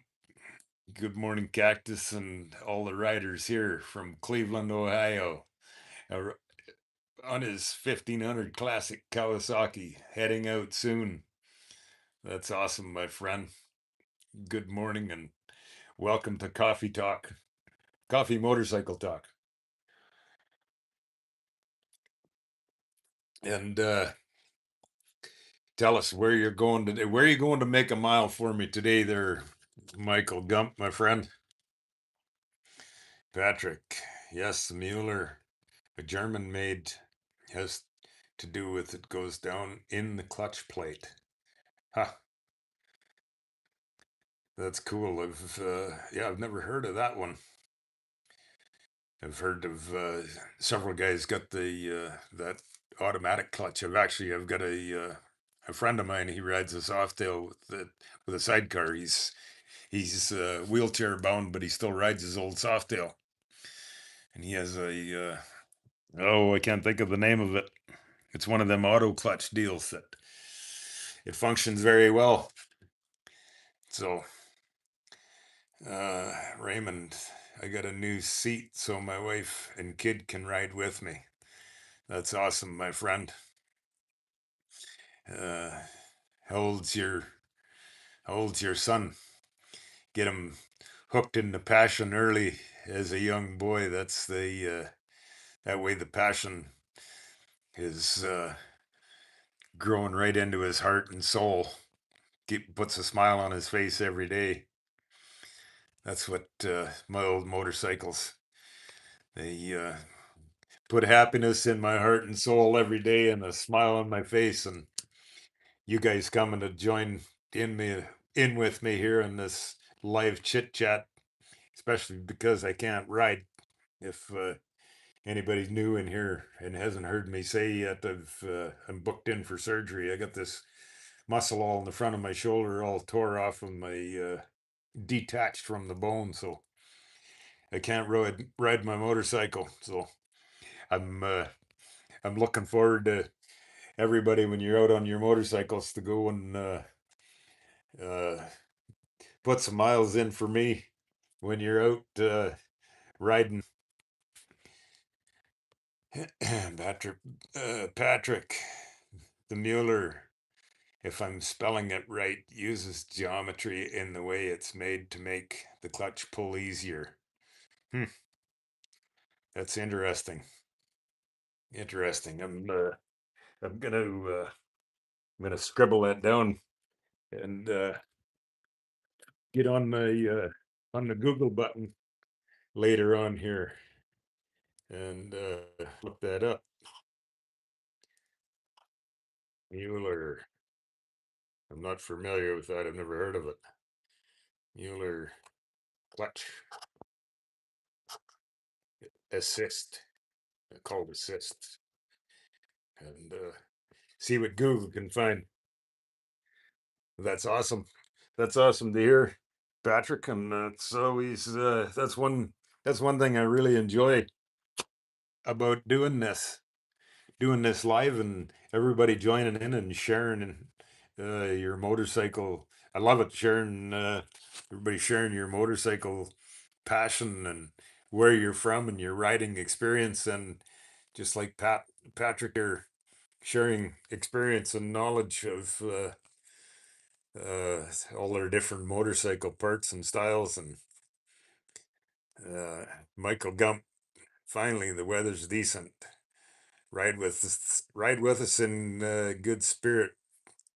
Absolutely, my friend. Thank you kindly, and thank you for the prayers. I'm not really well. I'm excited to. I'm disappointed of how long it's been and the amount of effort that I've put into physical therapy, and now I've completely got this detached and tore apart from the bone. So that's quite disappointing, unfortunately, but I'm sure looking forward to getting the surgery done and getting the muscle all reattached. And although the 7 to 9 months in a sling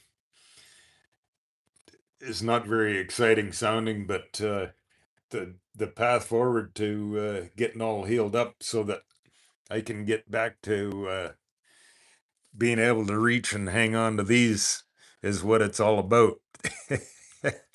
uh, Instead of sitting here sitting here in the garage talking about my motorcycle, I can be out riding some miles across country. Um, yeah, they. I understand your pains, Michael, of living in the north and having to deal with winter. Of course, me being from home being in Saskatchewan, we tell everybody, depending on the year, we got whatever between 5 and 7 months of, I call it the sticking nose prints on the window from looking outside to see if the snow's melting yet, so that I can get out and ride my old motorcycles. Patrick, from my research, if you try to hook it up, the horsepower in 80 cubic inch, you're going to have serious kaplooey problems. You want speed, just go buy a Japanese bike right off the floor. Yeah, exactly. That's and that's one thing that why I always like to call myself a motorcycle man. That everybody shares a passion for motorcycles, and to me, it starts with two wheels and freedom in the wind, and then it's everybody's individual style of what kind of motorcycle you ride, what kind of style of riding you do, whether it's fast, windy, twisty corners on the racetrack, or if you're into the Isle of Man and MotoGP racing. Hats off to you. I spend lots of the winter months of watching MotoGP and Isle of Man, and that style of motorcycle is amazing. The engineering of into the motorcycle themselves, the tires, and not only that, but the skill sets of the guys that ride that that style of motorcycle and that style of racing. Hats off to you, man. I love watching you. Um, I've never rode that style of motorcycle. I'm more into these old style slow. Lots of guys call them clunkers, but I love it. They put a smile on my face every day.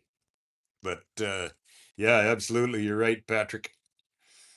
They well, not only Japanese, but all of the others, the Triumph, the Ducati, the KTM, all of that sport bike model, the engineering and is incredible. Jason, I'll be getting some miles in today for you. Thank you, my friend. I love it. I love it. And thanks, Jason. Some Uh, Another 85-degree day here in North Carolina, Smokies around Cherokee. Awesome, my friend. I know, not that I know the roads like you do, but I've been through Cherokee and I've camped in Bryson City and rode over the tail of the dragon and oh, whatever. I can't think of the some of the other small towns. I rode over the over the mountains and dropped back into oh, what is it, Gettysburg? I can't remember. So, I think that's the right name of the. Oh yeah, anybody that's never rode through the anybody from the west or the north that has never rode the Appalachia Mountains, when you get the opportunity, you can right here where our friend Jason is mentioning around the through the Smokies, around the Cherokee country, them little winding, twisty two-laners. You could easily go and spend 2 months and riding that beautiful countryside. It's amazing, beautiful. Uh, Welcome in, FF Forever Young 369. I'm 7'3". Wow. Holy smokes, man. You're a long, tall drink of water, my friend. Welcome in for some live beside the 45 here Sunday morning. Wow. 7'3". Any bike that will fit me. Holy smokes, my friend. Um, not not off of the not off of the showroom floor. 7'3". Holy smokes. Um, well,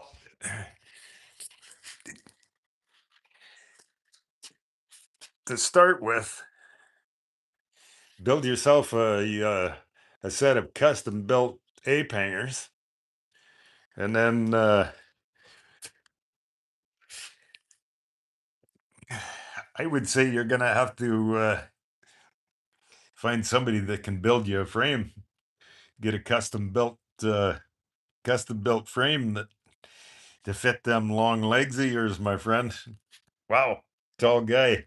Hats off to you, my friend. Yeah, not off the showroom floor for 7'3". Holy smokes, my friend, you're tall. But it's awesome. I you, I'm happy you joined in this morning here for some live beside our 45 Sunday morning coffee chit chat, my friend. Welcome in to join in and drop us a comment where you're from. Uh, Michael Gump, I'll start on the parks, knock the rust off, and hit the western country roads, flatlands but empty. Nice. Yeah, that's I love riding the windy, curvy roads too, but I also love the wide open plains and prairies, straight roads. Yeah, there's less traffic on the straight road. You got more time to sit back and relax and just enjoy the wind. And of course, our beautiful scenery of all the central plains and flatlands country. Absolutely beautiful.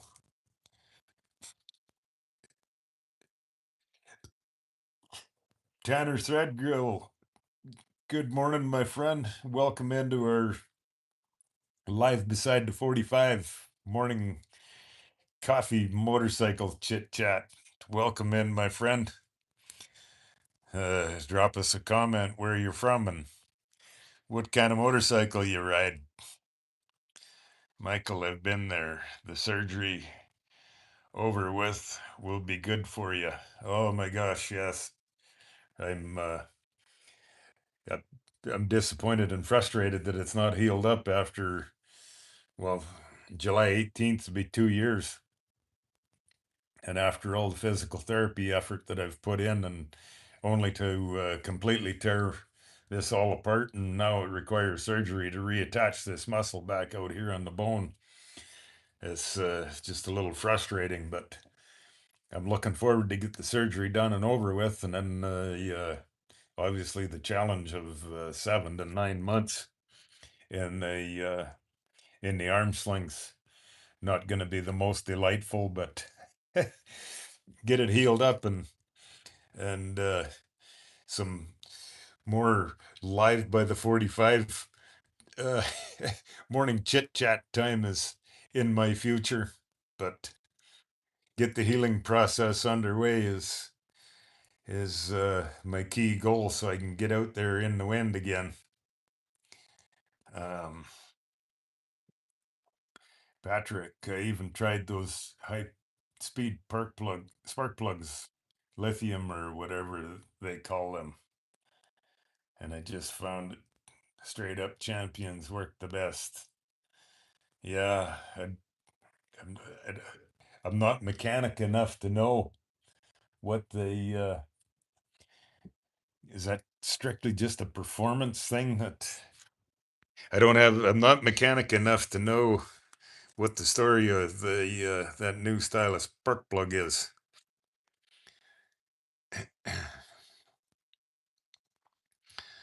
FF Forever Young. I'm 7'3". What kind of bike will fit me?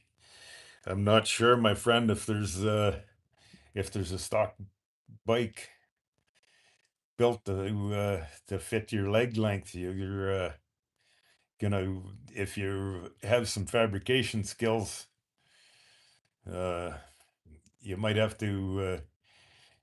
No, I don't, my friend. Unfortunately, I don't know I don't know a factory bike that will fit a fella that's 7'3" tall. And unfortunately, other than find somebody, if you don't have the fabrication skills and knowledge to uh, find somebody that can help you out and uh, build a custom seat mount, handlebars, and handlebars and footrests or floorboards. But you're gonna have to do some remote mount stuff, I think. That's about the best I can tell you. Do you own a motorcycle now? Probably easiest to buy a custom frame, or I guess you can buy any frame, but do some custom work to build a custom seat and floorboards and handlebars. That's about the best that I can help you out with, my friend, being that tall. Michael Gump, hey man, at 47-year-old, I gotta wrap up the limbs like this. I gotta wrap the limbs like I'm in this football again. Yeah, well, what do you mean, my friend? Uh, Jason, oh, redacted message. Okay, later. All right, FF Forever Young. Thanks for dropping in, my friend. You're welcome back anytime. Patrick, champion, make sure they're at 38 to 42 and you're ready to rock and roll. I'm talking about strictly on my bike. I don't know about anyone else's Evo 80. You can Google anything just about with the Evo 80 if you don't have the owner's manual. Yes, there's definitely lots of Google info out there.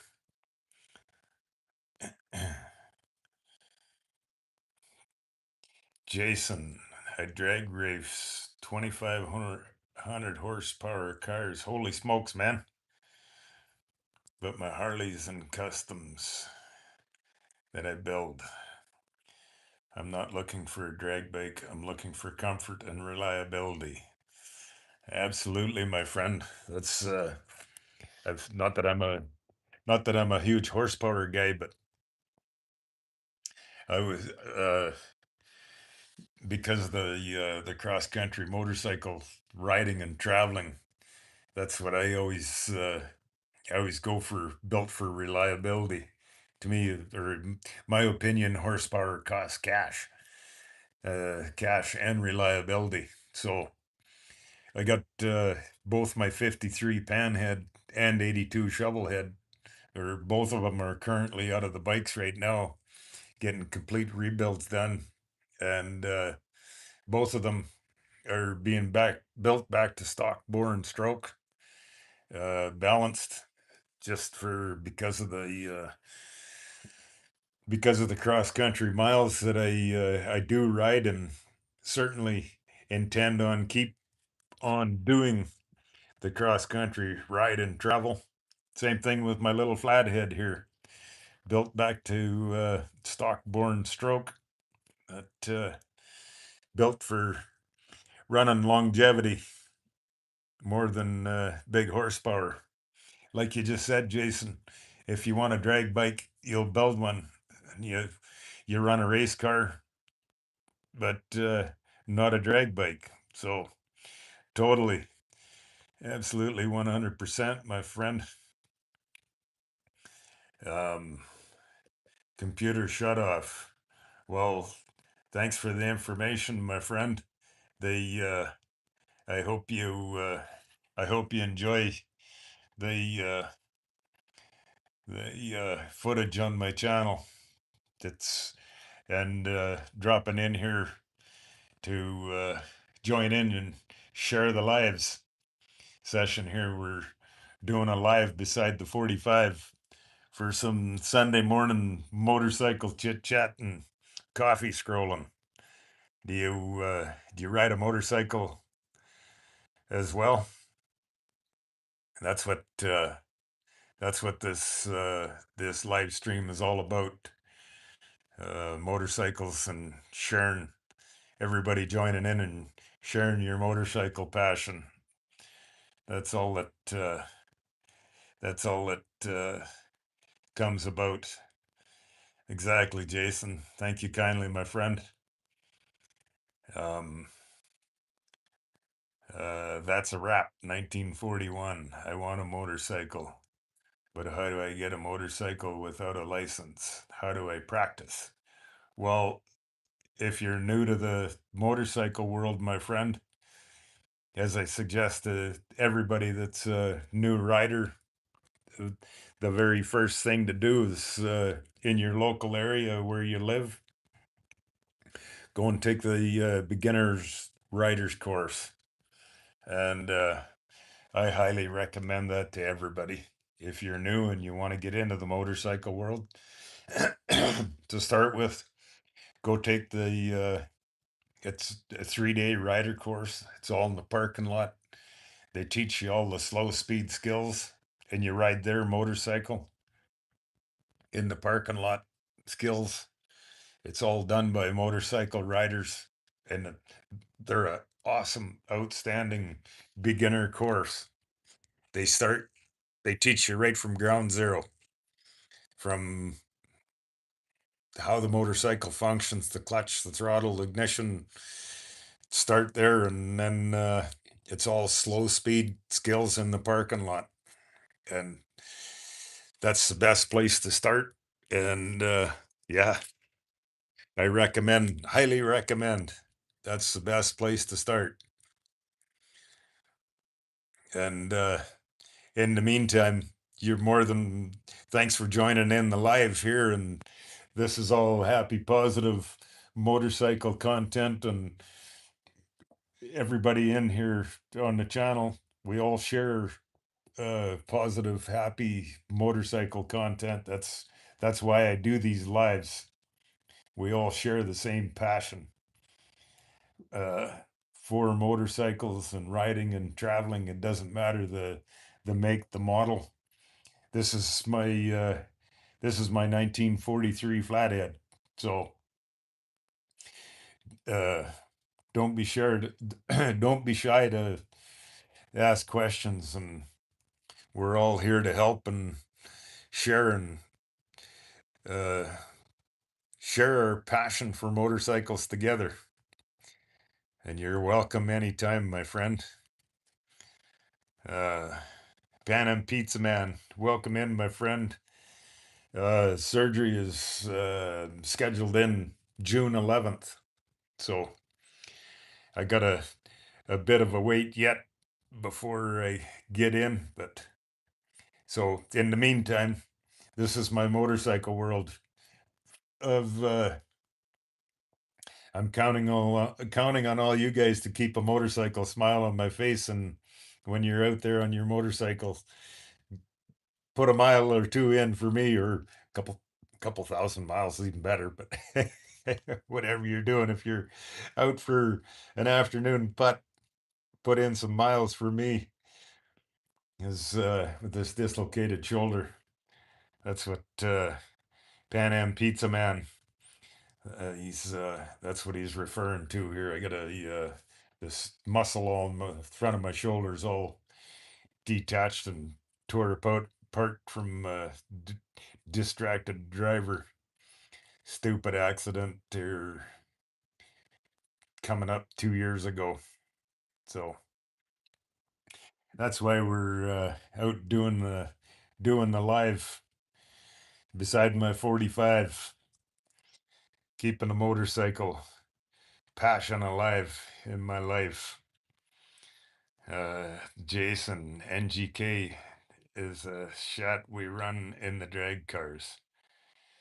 And that's what I run in my Evo 111. Great plugs.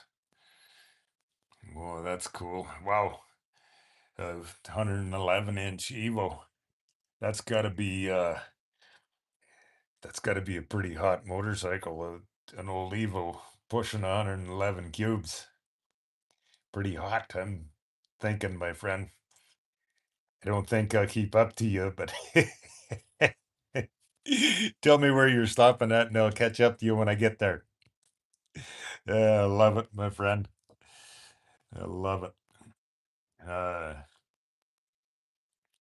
User SH5DY5TR9D. Welcome in, my friend. Uh, Good to see you again. Welcome in for some more Sunday morning coffee scrolling live by the 45, Eric. Always awesome to see you in, my friend. Uh, we're in for some more live by my 45 Sunday morning coffee scrolling, motorcycle passion, and chit chat time. I love it, my friend. Are you uh, are you going for some motorcycle miles and riding today? I hope so. If you are, put in a couple miles for cactus. Right on, yeah. Pan Am Pizza Man. Yes, cactus is alive. Thanks, thank you kindly, my friend. Yes, coffee's hot and cactus is live, and I'm life's good. And I'm sulking.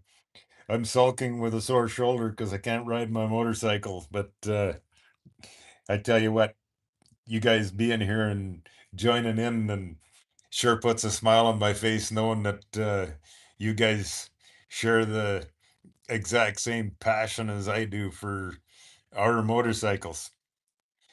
Because mine's well, this particular one, it's my 1943 flathead, but whatever kind of motorcycle you ride, it doesn't matter the brand or the name brand on the tank or the size of the engine or what it is. It's two wheels and freedom in the wind. Just like, go, welcome in, muddy muddy purple 4802. I love it. Welcome in, my friend. Welcome to Cactuses live by the 45 here this morning for some uh, motorcycle happy chit chat Sunday morning coffee scrollers, whatever we want to call it. I have a 7754 chop that was no VIN. What do I do? Oh, that has no VIN. What do I do? Oh, so you don't have what happened to there's no VIN on it. Um, you got your challenges ahead of you somehow or another. You gotta go to DMV wherever you're from. Drop us a comment where you're from. Welcome into Cactuses Live by the 45. Um, somebody somebody else in the comments here, can you help our friend Muddy Purple 4802 out here? Got any advice to I'm not a custom builder to be able to answer that, but anybody in here with any experience and knowledge, help our friend Muddy Purple out somehow or another. All the custom builders, there's obviously a way to do it, but I don't know how because I don't do that. But somehow or another, uh, you got to get it uh, VIN tag for on the frame. So I'm not sure if that stuff's all done through the DMV. But yeah, if there's somebody in here with experience and knowledge to that, I mean, my old one here, the old Harleys, they're serial number tagged by the serial number on the engine. But if yours is a custom built, there's I believe it's a process you have to do to go through that to get a VIN tag for it. I believe, but that's about as much as I know of it. Oh, there you go, Pan Am Pizza Man. Thanks for uh, thanks for sharing that with our friend Muddy Purple there. It yeah, goes through starts with your state laws, I believe, I guess. Um, I only need a bill of sale to title here in Ohio. Yeah, that where I'm from in Saskatchewan, that's what it is too, a bill of sale. And the,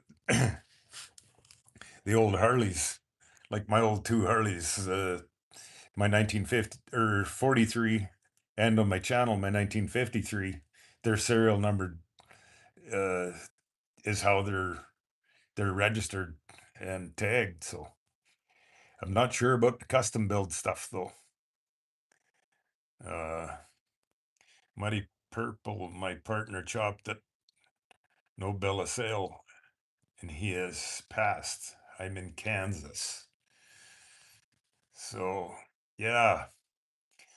Uh, sorry to hear the loss of your friend there, Muddy Purple. But yeah, like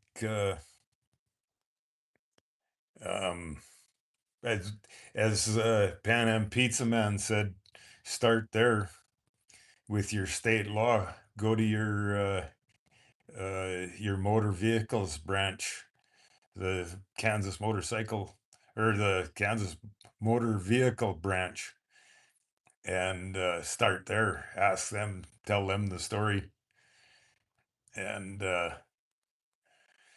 or is there an old registration that you know of that your friend had before he chopped it? If you have that, or if an old registration or a license plate tag that you could take to your motor vehicles branch. Um, if there's any kind of history like that, that would be a beginning place to start with it. Here in the States, it's called a bait. Beginning course is you get your license test through them and everything. Yeah, exactly. any of them beginner courses. They're amazing, awesome. They're taught by motorcycle people for motorcycle people, and it's from basically ground zero. Yeah. Pan and Pizza Man. Thank you kindly, my friend. And always love you coming in here, sharing your positive with everybody, myself and everybody included. User SH5DY. Thank you kindly, my friend. I always love you joining in. Uh, yes, sir, I will. Just a little local spin on my KLR 650. Awesome, my friend. I love it. I love it. I love it. Jason, the 111 Evo is an S&S crate, but it's also dependable, and I don't hot rod just out to cruise. My Street Glide twin cam, I just travel on that. That's awesome, my friend.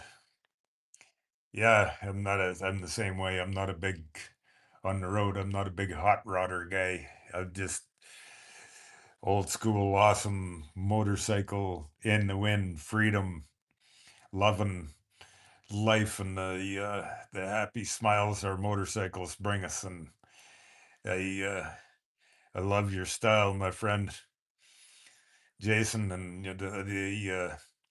the positive that you bring to my lives every time you stop by. Much appreciate it and love it, my friend. Um, yeah, you can get a VIN issued from the DMV. That's what I think.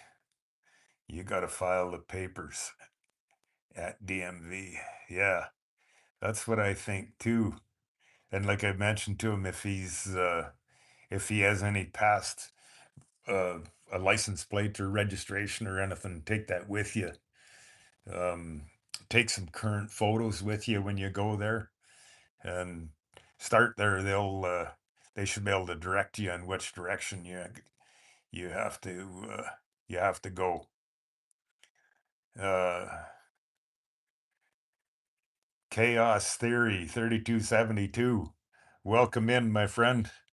Welcome to Cactus's Live by the 45 for some morning chit chat of awesome motorcycle conversation. What is the custom building? Uh, yeah, are you talking about, do you mean on my motorcycle or in general? Uh, explain your question a little deeper there, my friend. Or oh, there, next comment down. Muddy Purple. Absolutely, my friend. That's what I love about doing this live and getting us.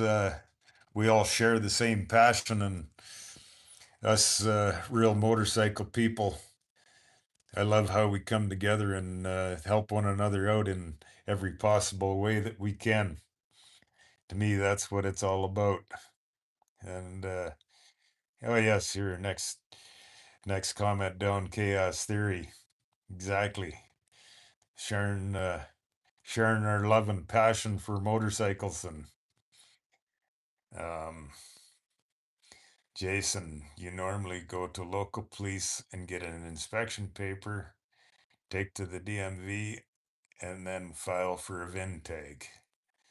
And customs, you need more than a bill of sale when it doesn't have a VIN already. Yeah, there you go. Our, thank you kindly, Jason. You've got some experience and knowledge to share. Muchly appreciated that. Find a damaged frame with a title and pull the VIN number, then dispose of the old frame. There you go. Thank you kindly, Chaos Theory. I appreciate that you're in and sharing some knowledge with some awesome. I love it, my friends. You guys being in here, and that's why I do this. Of well, because I'm all banged up and I can't ride my motorcycle, and you guys put a smile on my face, bringing your positive everything into my life to share our knowledge and motorcycle happiness and freedom. Uh, I, that's how I did. I'm in Indiana and North Carolina now. Awesome, my friend. Uh,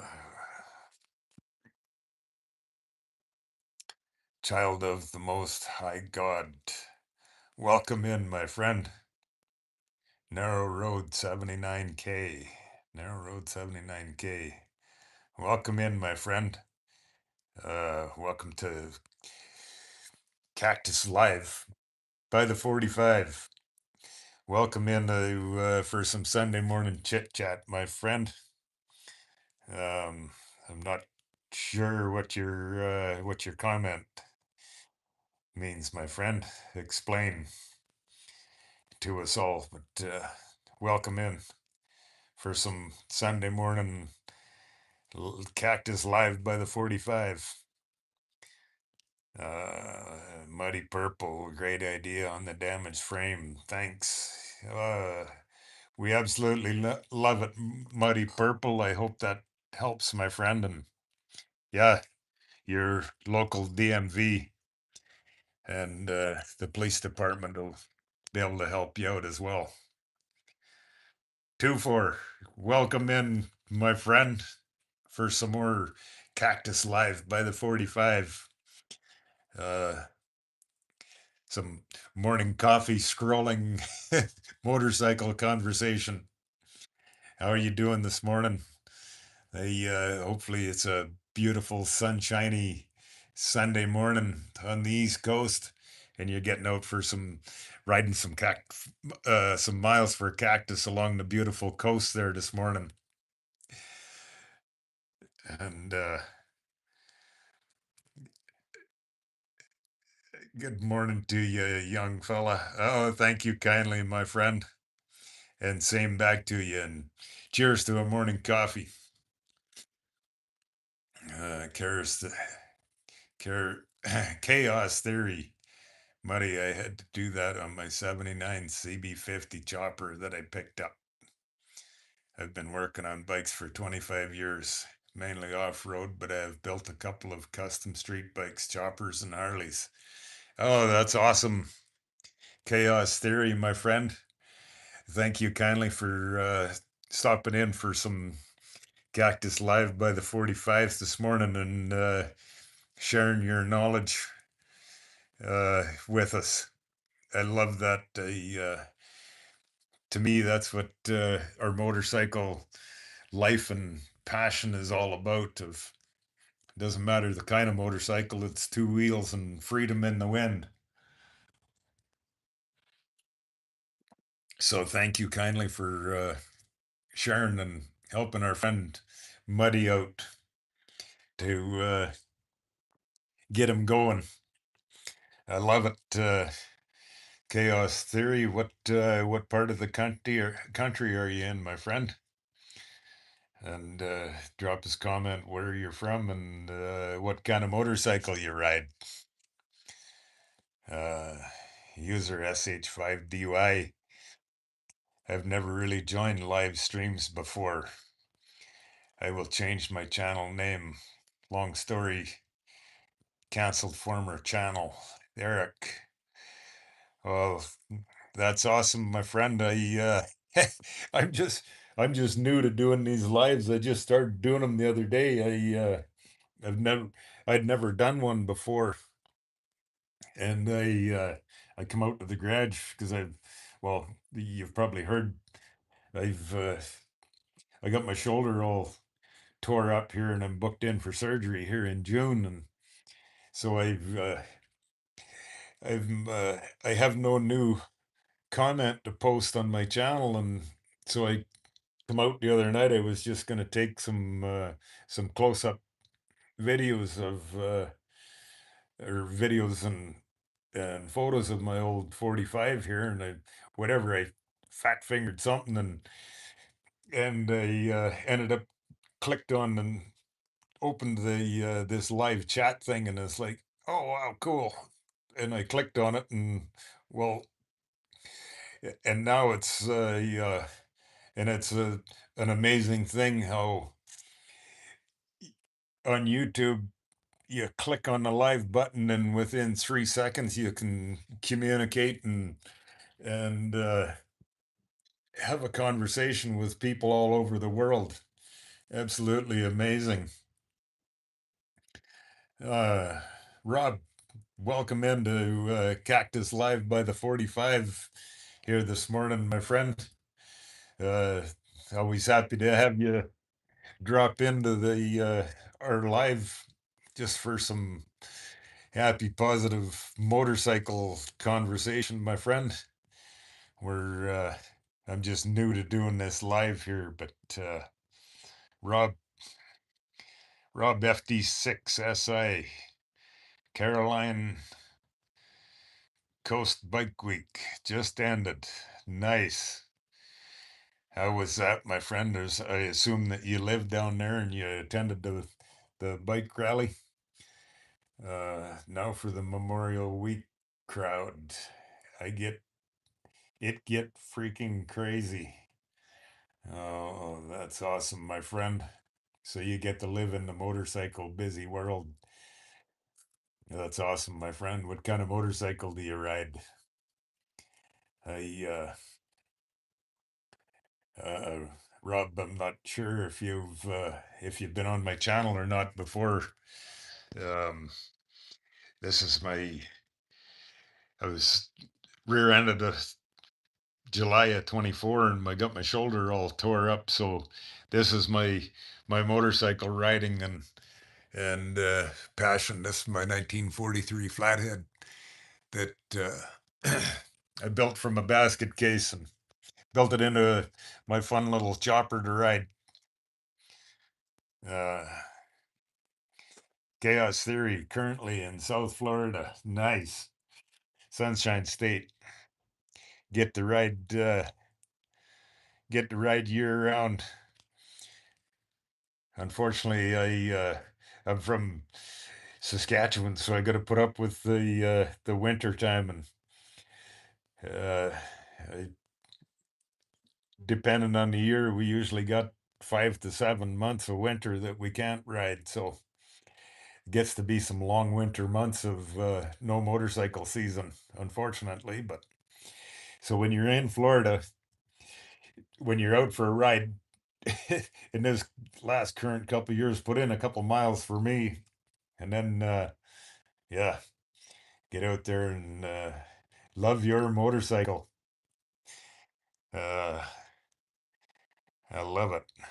Right now, I'm riding an E-Ride Pro SS 2.0 e-bike. Still recovering from the surgery. Need some light and easy to ride. Oh, Chaos Theory.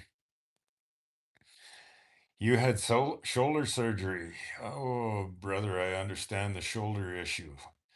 I've had two shoulder surgeries on the right side. Now I have a titanium joint. Oh my gosh. I and so how's the progress of it, or how long has it been? I so I'm not sure if you've been on my channel or not.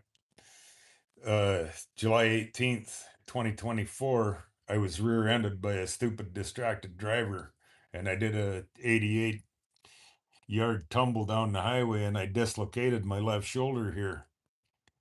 And so there was a bunch of small little tears all over the place in my shoulder. And my orthopedic surgeon, he said there's nothing big enough that requires surgery, that it'll heal within time and just regular physical therapy. And so I've been doing physical therapy twice a week for over a year and a half, and then my shoulder progressively was getting worse and worse, and so I went and seen an orthopedic surgeon again, and he sent me for new MRIs, and I now have uh, completely detached. So all this big muscle here, where it goes out and ties into our arm, I got that completely all tore off the bone, and now I have to have surgery. So, um, when I wake up from surgery, the surgeon told me, he said, "You when you wake up, you're going to be in a sling for 7 to 9 months." So, how long is your shoulder surgery? Or are you all healed up yet, or are you still currently doing physical therapy? Uh, I wish you well, my friend, and I understand your pains. Although I haven't had the joint replacement, but I wish you well, my friend, and you're welcome to you're welcome in here on our live anytime, my friend. And like I said, I wish you well with the healing. Um, User SH5DY. I usually like to combine a little local riding with fishing. So I have a collapsible rod in my top case, and I hit a few spots. My KLR can get me to some honey holes. Ah, that's awesome, my friend.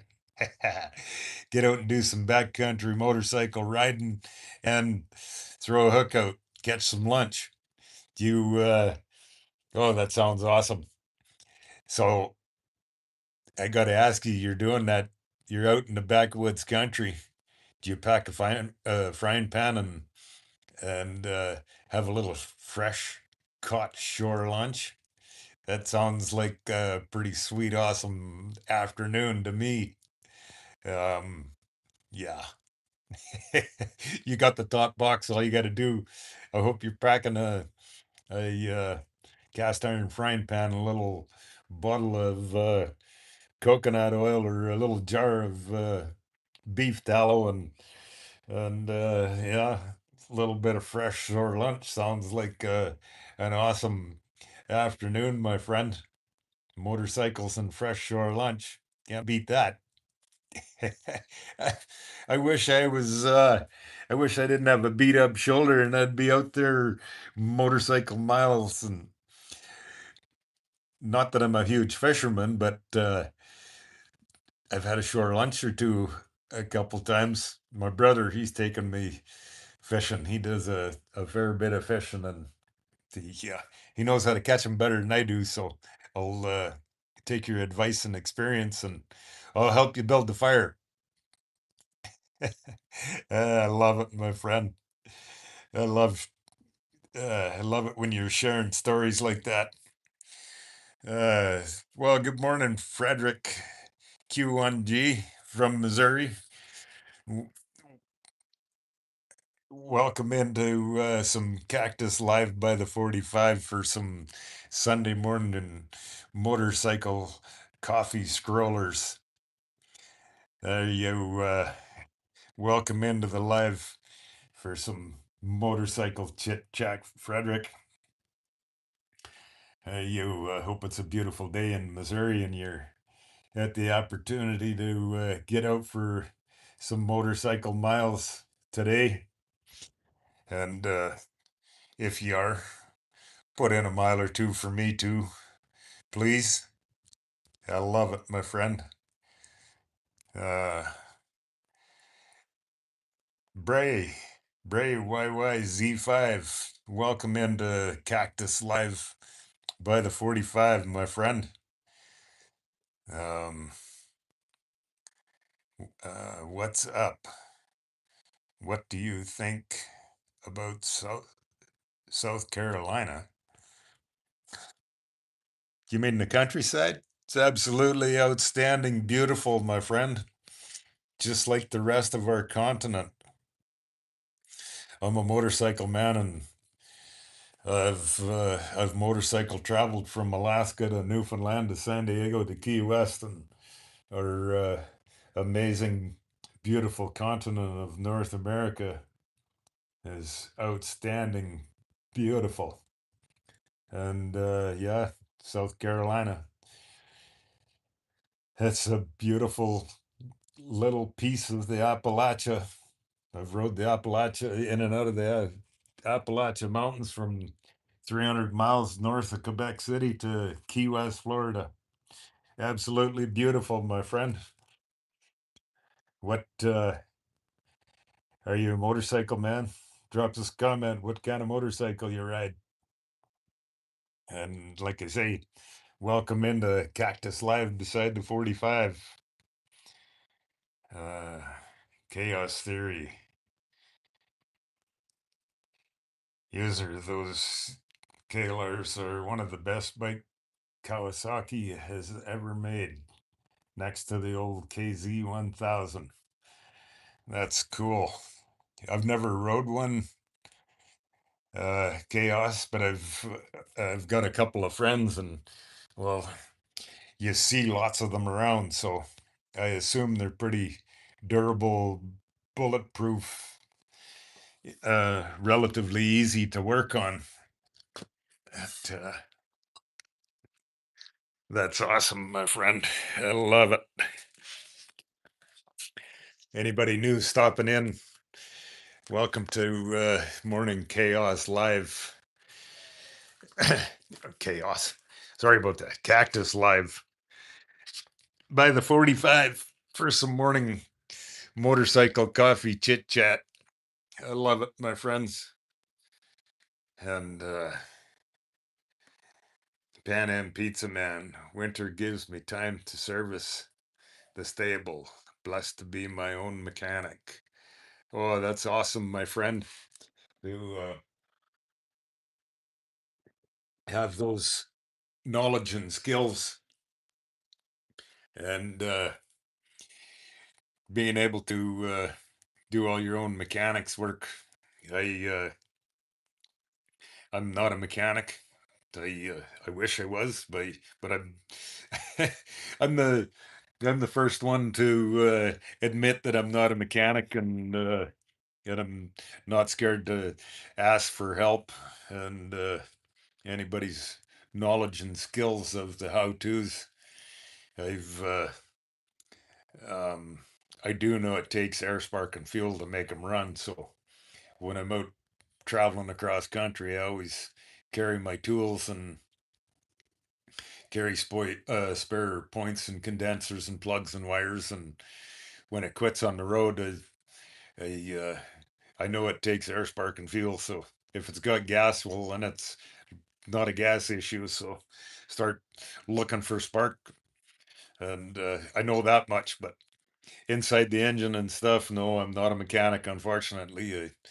Lots of days I wish I was, but I'm not. And like I said, I'm, uh, I'm not scared to ask, and so yeah, uh, chaos pizza man. I grew up.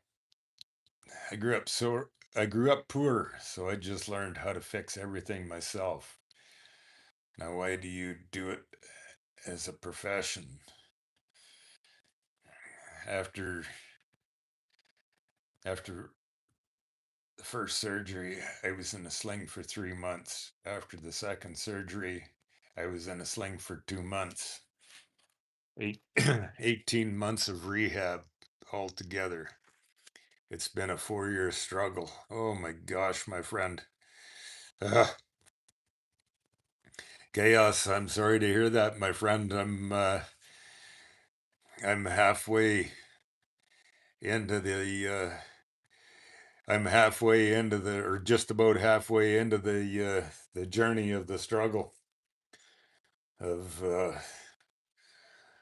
all because of some stupid distracted driver and the shoulder being dislocated. Is all because of a stupid telephone, and instead of looking out the windshield, looking at a stupid phone, and well, here we are, all smashed up and can't ride. Uh, Chaos. Even when I was in the sling, I was still at the shop rebuilding motorcycle engines. Wow, that's. I wish I had that talent, my friend, but like I said, well, of of a few things, I don't have the tools to do it, and I can go buy the tools, but I don't have the talent and or the mechanical skills to do engine work. So unfortunately, I rely on the talented hands of guys like yourself. So much appreciated your skills and talents, and to everybody out there that has those talents. Unfortunately, I don't. I have the talents and the creative imagination of doing this kind of crazy stuff. I can do this kind of stuff, and I don't. If you've uh, if you've been on my live here and or on my channel and seen this is some of my creative imagination. So on my little flathead here, I got a 3 gallon auxiliary gas tank mounted on the back here, and so I've got it mounted. It's mounted by a good heavy leather strap, because these straps on this side here for riding and traveling, my sleeping bag and my clothes bag all pack in there. Oh, excuse me. They I mounted my auxiliary gas tank on some old levers. So these are some old levers off of a an old McCormick uh, binder for making oat sheaves. And with thousands of miles of motorcycle traveling, I've always thought to myself, how can I make my sissy bar more comfortable? And so I come up with this idea of using these old levers. So these old levers squeeze the handle up here, and it pulls this up, and then I can adjust my sissy bar. So I can change the position of my backrest throughout the day when I'm riding across country. So yeah, it works pretty awesome. Works pretty awesome. The fun creative imagination. That's the talent that I have, and the tinkering time that I do. Uh, where are we at here? I'm getting behind on the messages. User SH5. It's pretty remarkable that you have taken these types of bikes where you have gone. Helps to give me different mindset to take my KLR on longer trips. Recently retired. Well, thank you kindly, my friend. And I do the motorcycle traveling because my old motorcycles, they put happiness in my heart and soul, and a smile on my face every day. And to do the cross country traveling, like uh, to ride from I'm from Saskatchewan, to ride from Saskatchewan to California on a 1943 flathead, that puts a smile on my face every day. And it just, I love it. It's my passion. And yeah, it also puts a smile on my face to you be here and join in my live like this and share your stories and hear the inspiration. Really puts a smile on my face. Everybody that to me, that's what motorcycle. That's a huge part of my motorcycle life is the passion that we share.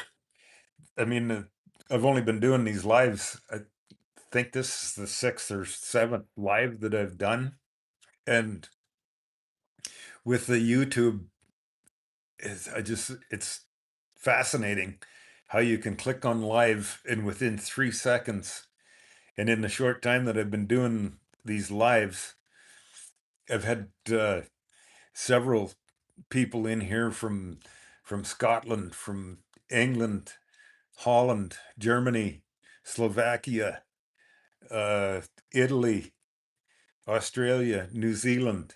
It's just it's fascinating how this YouTube it brings our passion together from people around the globe. It's just I absolutely love it, and I hope everybody that's here and drops into my live, whether it's for a minute or an hour, and you guys all sharing your passion with me and everybody in here. It's- to me, that's what motorcycle life is all about. And to hear that I inspire you to take your old KLR and pack up and any way the wind blows. This I've been saying it for years. No map, no plan, no hurries, no worries, and any way the wind blows. That's where I'm going. And yeah, and I love it. Everybody that drops in here, you're welcome in here and into my live and join in the conversation and share where you're from and your motorcycle that you ride and the passion you have for your old motorcycle or your new motorcycle. Any two wheels and freedom in the wind is what it's all about. Uh, Pan Am Pizza Man. My father is a motorcycle mechanic. I'm blessed to learn from him. Oh my God, that's awesome, my friend. I love hearing that. They share and learn the skills. I never had that opportunity. Unfortunately, my I I learned all my motorcycle passion from myself. There's no motorcycle background in my family whatsoever. I was never allowed a motorcycle when I was a kid, but I was hooked and learned the passion from when I was whatever 3 or 4 years old. My earliest memory was I remember one of my neighbors. He had a 1942 WLC, and that's I can still picture his old motorcycle from when I was a little boy of where his old motorcycle was sitting and in his shop. And the cool thing about it, he still owns that old motorcycle. So, and he's a friend of mine. So it's pretty awesome. And that's where my motorcycle passion begins. And with it's only 1 year older than what mine is. So it's a pretty strong happiness. Chaos theory, cactus. I just break it all down. It's just nuts and bolts. I'm self-taught mechanic from the YouTube University. Oh my gosh, my friend, I love it. That's awesome. It's awesome to hear you speak it honest as you're self-taught in a YouTube. I love it, YouTube University. I've never heard it put that way before, but yeah, it's incredible. I mean, my YouTube is my motorcycle passion. That I don't know if you've been on my channel, but I would never used to be a social media guy. And if you go on my channel, that's why my channel looks like it does. It's I didn't know there was I didn't when I first started my channel, I didn't know there was a difference between a long and a short video, and all my footage is just raw, unedited, me hanging onto my phone with my old motorcycle doing just being me. And so you uh, to give us a comment like that, sharing your passion of it's just nuts and bolts and uh, YouTube University self-taught. That's outstanding, awesome, my friend.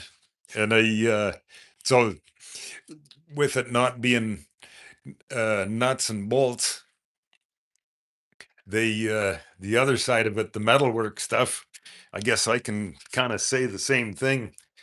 The piece inside here, just hang on a sec here. I'll grab a flashlight. It's not very good light in here, but you talking about the self-taught. They I got some video footage on my channel of when I made this. My piece back in behind here, that's where I mounted this adjustable sissy bar. I made this piece by hand on the wood fire. I just heated it in the fire and made that all by hand. It's half-inch square bar, and it's double thick, and whatever. It all my leather and stuff on there. There's a picture from a view of the top side of it. That I kind of do that with just raw bare metal, build my own stuff, and it's so I guess it's kind of the same idea and passion as you learned with the nuts and bolts of things. I do that same kind of thing with a piece of iron, and that's this sissy bar, and then these handlebars. It's my own creative imagination, and then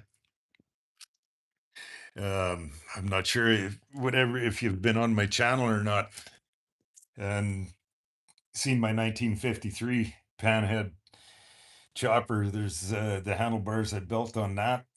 They're those handlebars. They're made out of half-inch square bar too, and yeah, I love the way that old girl turned out. If you're interested, there's a couple videos on there that I did some real close-up shots of uh, of the handlebars, and then the risers. I built the risers out of 2x2 solid square bar, and they uh, somebody asked the first time somebody asked me, why did you make the risers out of 6 inch or it was a piece of 6 inch long 2x2 solid square bar, and, and I cut an inch off the top to make the cap, and then somebody asked me, why did you make the risers out of 2x2 solid square bar? I said, because I had a piece.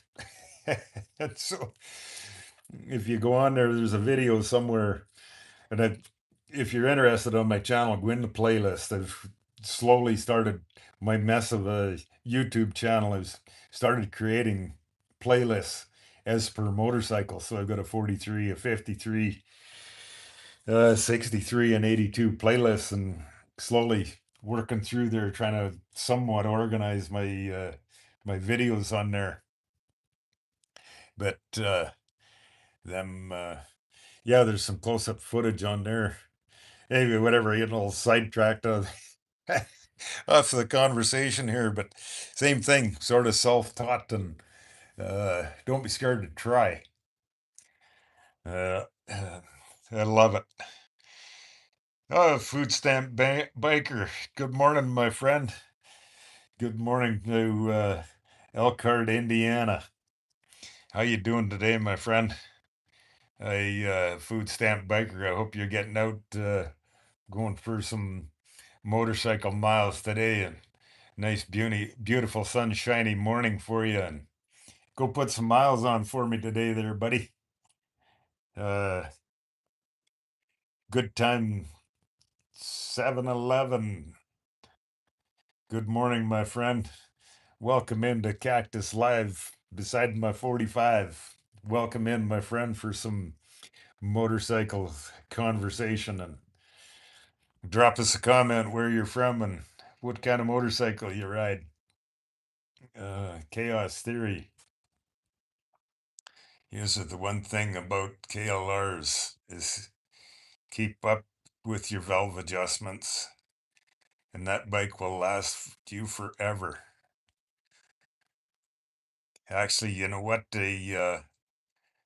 Um, Chaos Theory, a friend of mine at home, he has a KLR, and not that I know anything about them, but I heard he mentioned that we were having a cold cheers one day, and we were talking about. I was asking him some questions about it, and he told me the same thing. That's one of the most important things with that KLR is keep the valve adjustment set up. Food stamp biker, pick a direction and just go. Absolutely, my friend. You know it. Freedom in the wind. You know it all too well, my friend. Uh, Thanks, Chaos. Have a Gen 322 KLR fuel injected. Nice. And did you catch that on the in the conversation when you're KLR and when you're out dropping a hook in the water, pack a frying pan with you, and sounds like a perfect opportunity for some campfire shore lunch, fresh fish, some fresh fish fry. I picked up a KLR 650 for 150 with a stock motor. Come to find out, it had two broken valve guides. Fixed the bike for 300 bucks and sold it for 2 grand. Ah, ha, ha. That's a pretty good flip on your cash there, Chaos. Awesome job, my friend. Yeah, got mine with 1,500 miles for 4,500 cash. Cool. Sounds like a yeah, pretty awesome deal. User, that's not a bad deal at all. When I lived in New Hampshire, I missed out on a free 1959 panhead. An old woman said there was a motor under the porch and you can have it if you want it, as a dumb kid once. Wow. Holy moly. Chaos. I couldn't, wow. What a deal that would be. A 59 panhead for free. Holy smokes. If only, if only I could come across that deal. Those once in a lifetime opportunities, right? Uh,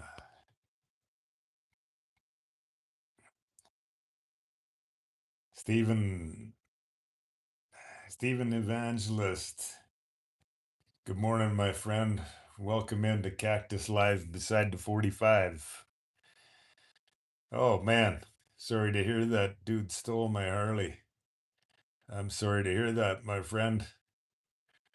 Where are you from? What or where was your motorcycle when it got stole? Sorry to hear that, my friend. Food stamp biker. It's excellent out today. Oh, I'm going to putt around for a bit after this coffee. Well, that's awesome to hear, food stamp. And welcome in, my friend, for some Cactus Live beside the 45 for some morning coffee. I'm doing the same thing, having coffee.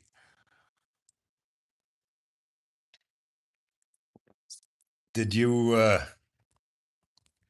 did you ever get around to Now that you got your bike back on the road and running, did you ever get around to stopping by and saying hi to Rex? Just, if you do get the opportunity, get over there some afternoon. Make sure you say hi to Rex for me. And if you're out going for a scoot today, put on a couple miles for me today. There, food stamp. I know you know what's going on in here. You know all about the story, my friend. And yeah, if you're skinning out on me here, have an awesome ride today, buddy.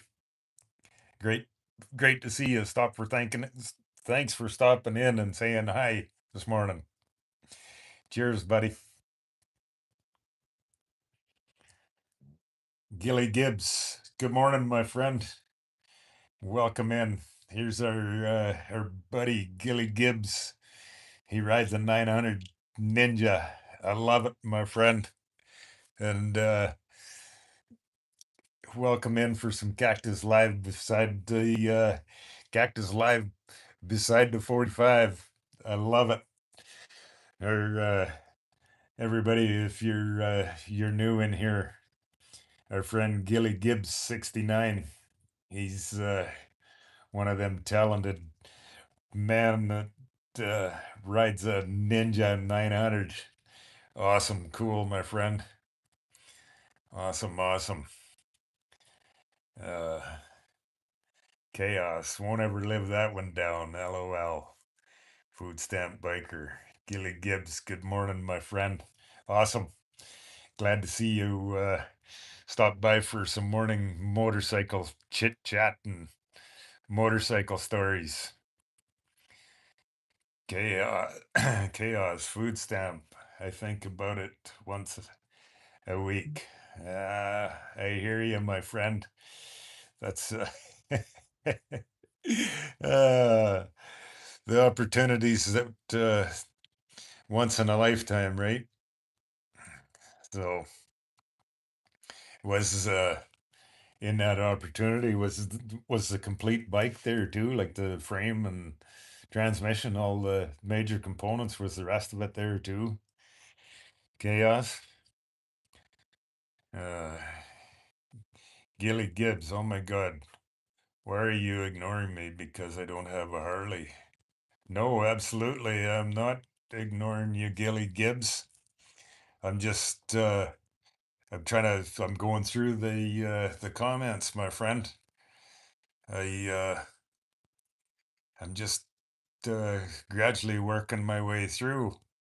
Hey, welcome in to our morning live, my friend. Not ignoring you. Sorry, not ignoring you at all. Harley or Harley or not. I I love it, my friend, that you're in here with sharing your. I want to hear some of your ninja motorcycle stories. And absolutely not ignoring you. I'm just uh, trying to fill in the stories, working my way, scrolling through the comments, and so no, I'm sorry to have a little patience. Uh, I'm keeping up to working my way through the comments, and you're more than welcome with your ninja in here every day. I love it when there's whether it's a Harley or an Ninja or your Vespa. You're welcome in here every day. Uh, Chaos. My battery just finished charging for my bike. I got 40 to 60. Me, how I ride, that's my plan for today. Awesome, my friend. Food stamp maker. I went over there and I couldn't get an answer at the door. I'll have to try again. Oh yeah, he was uh, he was quite an enjoyable conversation that day that you took me over there and he helped us out. Awesome, awesome, awesome. Uh, user, user. SH5 Gilly. He usually takes a moment for the gentleman to read the comments. Yes, thank you kindly, user. I, I love this, and I love everybody's shared passion. It's not about being a Harley. I love everybody's conversation. It's this to me. This is about everybody's passion, and I love it that you're here with your ninja. And oh, here we are back to Gilly Gibbs again. Heck yeah, man, no problem. I we're not. Be patient with me. I love everybody's passion for motorcycles, and if you can't tell, it puts a smile on my face. So just be patient with me getting to you. And Gilly, I also have a Ninja 400 too. Oh, that's awesome. You have a collection of a garage full of motorcycles, so you can you have your choices per day. That I'm the same way. I don't have a Ninja, but whatever. If you've been through my channel, I've got a collection of a bunch of old bones that I ride too. So um, I I admire you guys that ride the sport bikes of, especially like I'm from Saskatchewan, and our winters are so long up there that through the winter months I spend lots of time on watching MotoGP and Isle of Man racing like that, and that style of motorcycle. Every brand of them, whether it's a Ducati or a Ninja or a Yamaha or every Triumph, every motorcycle that style, and you guys that ride them, and the engineering on the motorcycle and the tires, the track work is just, it blows my mind. And not only that, but the skills and the talent of you guys that ride them, hats off to you. So I love it, my friend.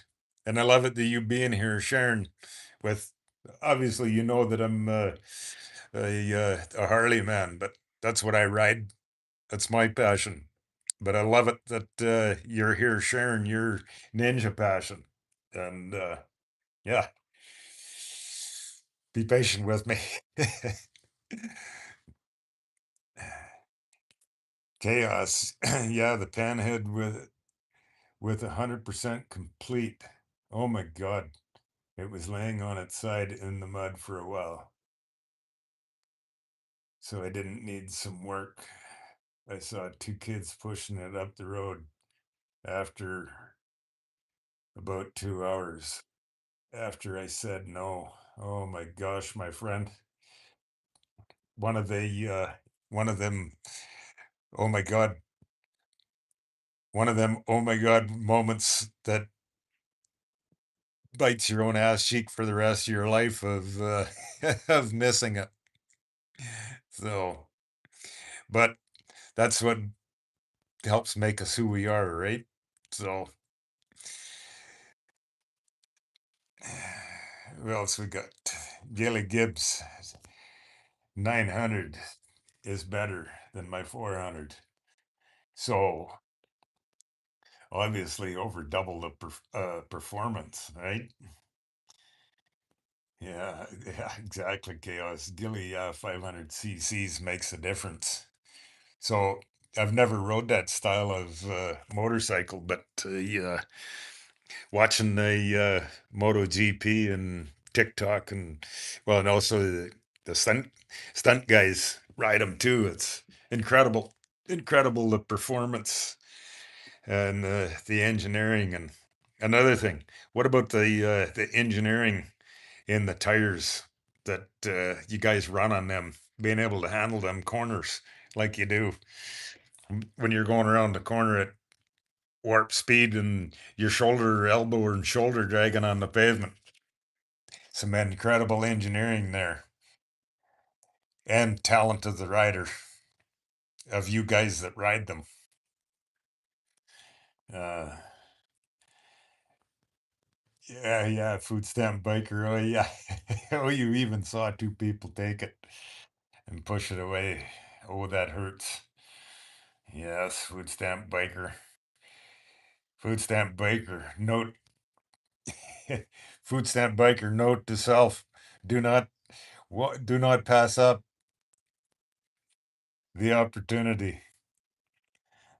It's been 30 years and I'm still pissed off. Hey, it put a smile on my face, my friend, but I can, I understand and I can feel your pain, my friend, of missing that opportunity. But unfortunately, that's, it's called living. It's real life. Food stamp, it's been like 30. Read that one. Gilly, I also race motocross and ride a gas MC 252 stroke. Oh, cool, my friend. That's awesome. There's some more uh over the top talent style of riding.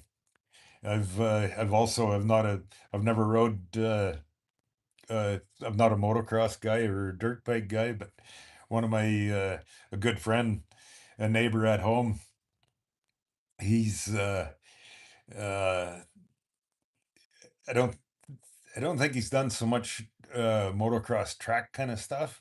He's more of the backcountry enduro kind of racing.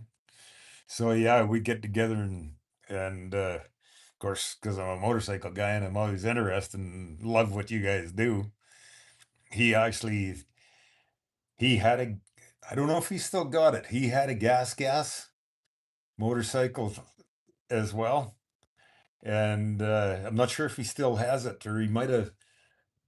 Oh, I can't remember if he still got that one, but he whatever he's rotating and trading around uh between four strokes and two strokes or he's got one of each in his garage all the time. But he went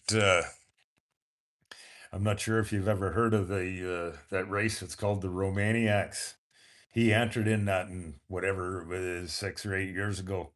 He went in that entered in that Romaniacs race over in Romania that oh if I remember right, I think it's 4 days of 100 miles a day.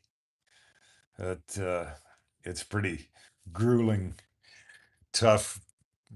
Got to be in shape to be able to handle motorcycle riding. So I I somewhat know your motocross experience from sitting cheers in a cold one with my buddy Darren. Uh, Food stamp biker. I really want to know if Rex got a hold of that old Sportster frame that he needed. With the heart condition that he has, I could help him throw it all back together. Yeah, because somebody, after we met him, somebody did, they messaged us offering a frame. Isn't that right? Yeah, I kind of forgot about that. That would, that would be interesting if Rex ever did get back in touch or stay in touch with that guy or pursue it to find that old frame. Yeah, that'd be cool. You stop by and like I say, you stop by and catch him there in the shop, say hi for me. He so this guy we're talking about, my friend food stamp biker, it was on a roundabout motorcycle ride. I went for a loop around Lake Michigan and was heading down to see stop and cheers one with my buddy food stamp biker here and whatever about 2 miles from his house and uh, on my old shovel head and sitting at a red light to waiting for the red light to turn green and all of a sudden I'm sitting there and the bike lurched forward. Thank God it stalled on me and cable broke while I was sitting at a red light in gear and pop and well here I am and so I push the bike out of traffic over the side of the road, and I call it food stamp. I said, "Here's where I am. Where? How far am I from your house?" He's, "Oh, you're about 2 miles." So he come down in his Jeep and a tow strap and towed me back to his house, and that's what we're talking about. Or that's what I'm talking about. And our friend Rex, we uh, we found Rex. He's a local welding shop there in Elkhart, Indiana, and we took my old clutch cable over to him, and he TIG welded a button back on the end of the my clutch cable. So that's what our conversation we're talking about Rex the welder is all about. So yeah, just more motorcycle road trip stories. That's uh, that's one of the things I enjoy and love about this, and especially all of you guys being in here and sharing your passion of our motorcycles. I like to work on everything, but Ducatis and KTM's are the bane of my existence. Super finicky engines. Oh wow, that's you know what? I've heard that chaos. I've heard that before. Somebody said if you own a Ducati, they're an awesome motorcycle, but if you own a Ducati, you got to go to the Ducati shop because they're exactly as you said. They're finicky, and they're not. They're a bit more finicky than what this one is. uh, my 1943 flathead. If you're just new joining into the live, that's what we were doing. Is welcome into Cactus Live by the 45. You're always welcome in here, my friends. Join in for some awesome conversation, and I appreciate you all joining in and participating with our Sunday morning motorcycle converse. This is awesome. Chaos, my '03 VTX 1800C has been sitting 3 years in my building. Left gas in the tank. Put stable in the tank. Do you think I will have problems with the fuel pump, which is in the tank? Yes, I know, stupid. Oh, that's I did. If you put fuel stable, in my opinion, if you put fuel stable in before you turn the key on, if it's been sitting that long, siphon a little bit of the gas out and see what it looks like or smells like. And if it doesn't smell good, siphon the tank dry. And then, I mean, whatever, it's 2 gallons of gas or 3 gallons of gas, whatever it is, just siphon it dry before you turn the pump on and then put fresh gas in, or an option to try, anyways, in my opinion. And just that way you'd end up, or you'd minimize the amount that you suck through the pump, and actually with your whole fuel system. Uh, Gilly Gibbs, absolutely, my friend. Uh, just Gilly saying thank you. Absolutely, my friend. I much appreciate and love your style of motorcycle, and you being in here, uh, joining in with that's why I do this. This is this isn't about being a Harley. Yeah, I ride Harleys, but look at everybody else in here. One guy, another one of my food stamp biker. I know him personally. We're friends. He rides a Harley too. But look at the other guys. He's riding a KLR, and you're riding your dirt bikes and your ninjas. I love it. You're more than welcome here every day, anytime. So it's just a matter of me being a slowpoke and and telling our motorcycle stories. So I wish I I really wish on YouTube that we could do this live so that you guys could join in and be live in the conversation instead of, because that's me scrolling through the comments because I love replying and keeping everybody in the conversation. So you're welcome here every day, my friend. Um, Food stamp biker user SH5. I would drain the tank completely and get a flashlight and check for rust.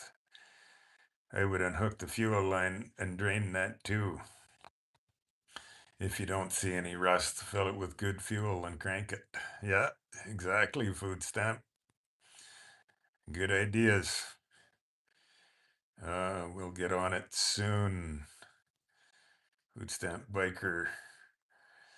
There's a decent chance that the fuel will still be good, but that's what I would do. If you suck up any crud, you will have a headache. Yes, exactly.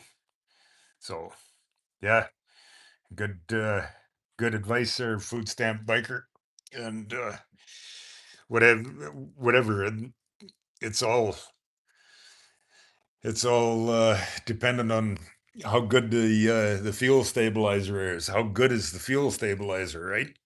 And one never can tell for sure.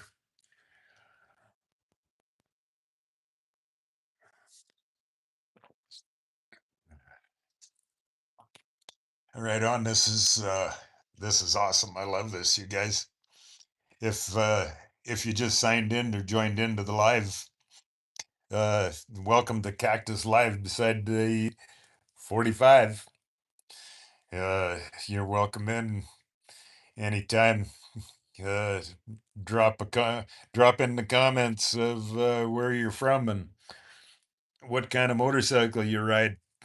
That's uh, that's why I do this live. We all share the passion of our motorcycles. Doesn't matter what kind or what make or model you ride. Join in, and this is my custom built little 45 cubic inch flathead chopper. I love it, my friends. So yeah, if you're new, just dropping in here.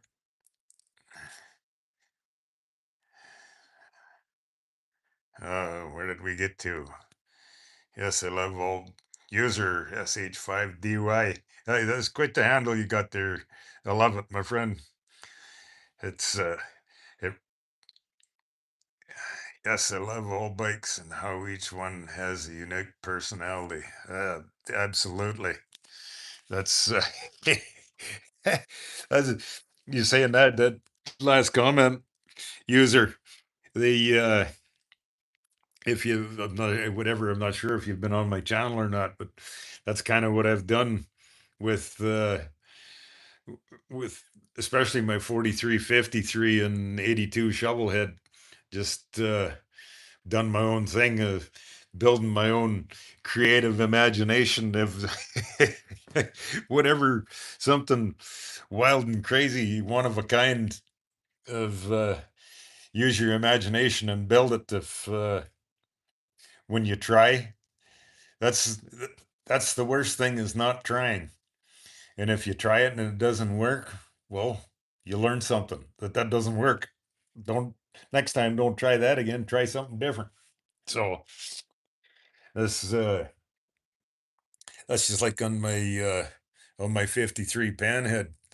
They if you've seen that or not, the brown leather saddlebags, I built those myself, and they actually, I got no video footage of it, but I have some still photos that I clipped together and posted on my channel, whatever. I can't remember if it's it's around a minute or whatever long, of the still photos of kind of the process I went through to build my saddlebags. And so I built the saddlebag. It's built out of one piece of leather, and it's all just the way that it's folded together. And my one real goal, or actually the two main real goals, was to build them out of one piece of leather and then on the front face of them have as much raw leather edge from the tannery exposed. And so, yeah, they turned out pretty cool. I love the way they turned out. So that's why I say, uh, use your imagination and build it into whatever creative imagination you can think of. Is the as you say, the unique personality. Uh, User SH5. Does anyone run or recommend that ethanol free fuel? There is a station nearby that sells it. So that one, I don't know. I'm not mechanic enough to really know what the effects of ethanol fuel are. A couple of our more mechanic skilled friends in here would chime in on that one for us and give us your opinion.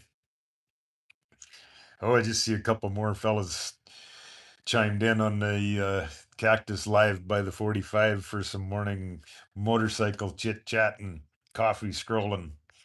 Welcome in, my friends, and drop us a comment where you're from and what kind of motorcycle you ride. Mike TD, good morning, my friend. How are you doing today, buddy? Good to see you. Stop by this morning for some morning motorcycle chit chat. I love it, my friend.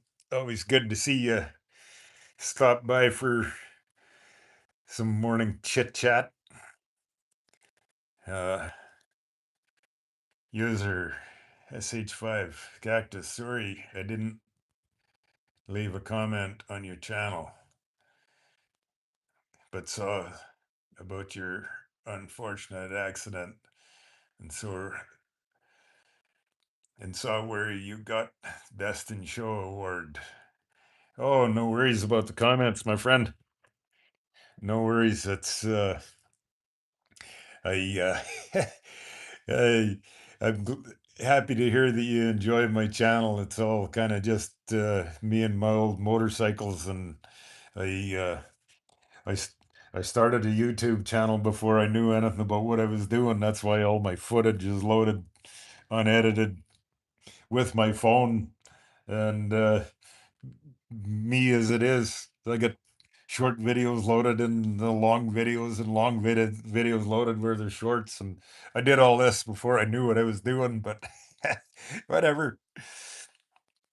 To me, it's not so much about social media as it is us and our old motorcycles. So they, although I just recently learned about this live, and it's incredible how you can click a button and go on this YouTube live and click a button, and within 3 seconds, you can contact people around the world. It's unbelievable. I love it. The was it yesterday? Yesterday, yeah, I think yesterday or the day before, I was doing a live, and there was a guy from Scotland, UK, Holland, Germany, Italy, Slovakia, Australia, New Zealand. It's amazing. The touch of a 3 second, the touch of a button in 3 seconds, you can contact like-minded motorcycle people from all over the globe. Just amazing, and I love it. But whatever, if you're on my channel and it's a mess, that's why.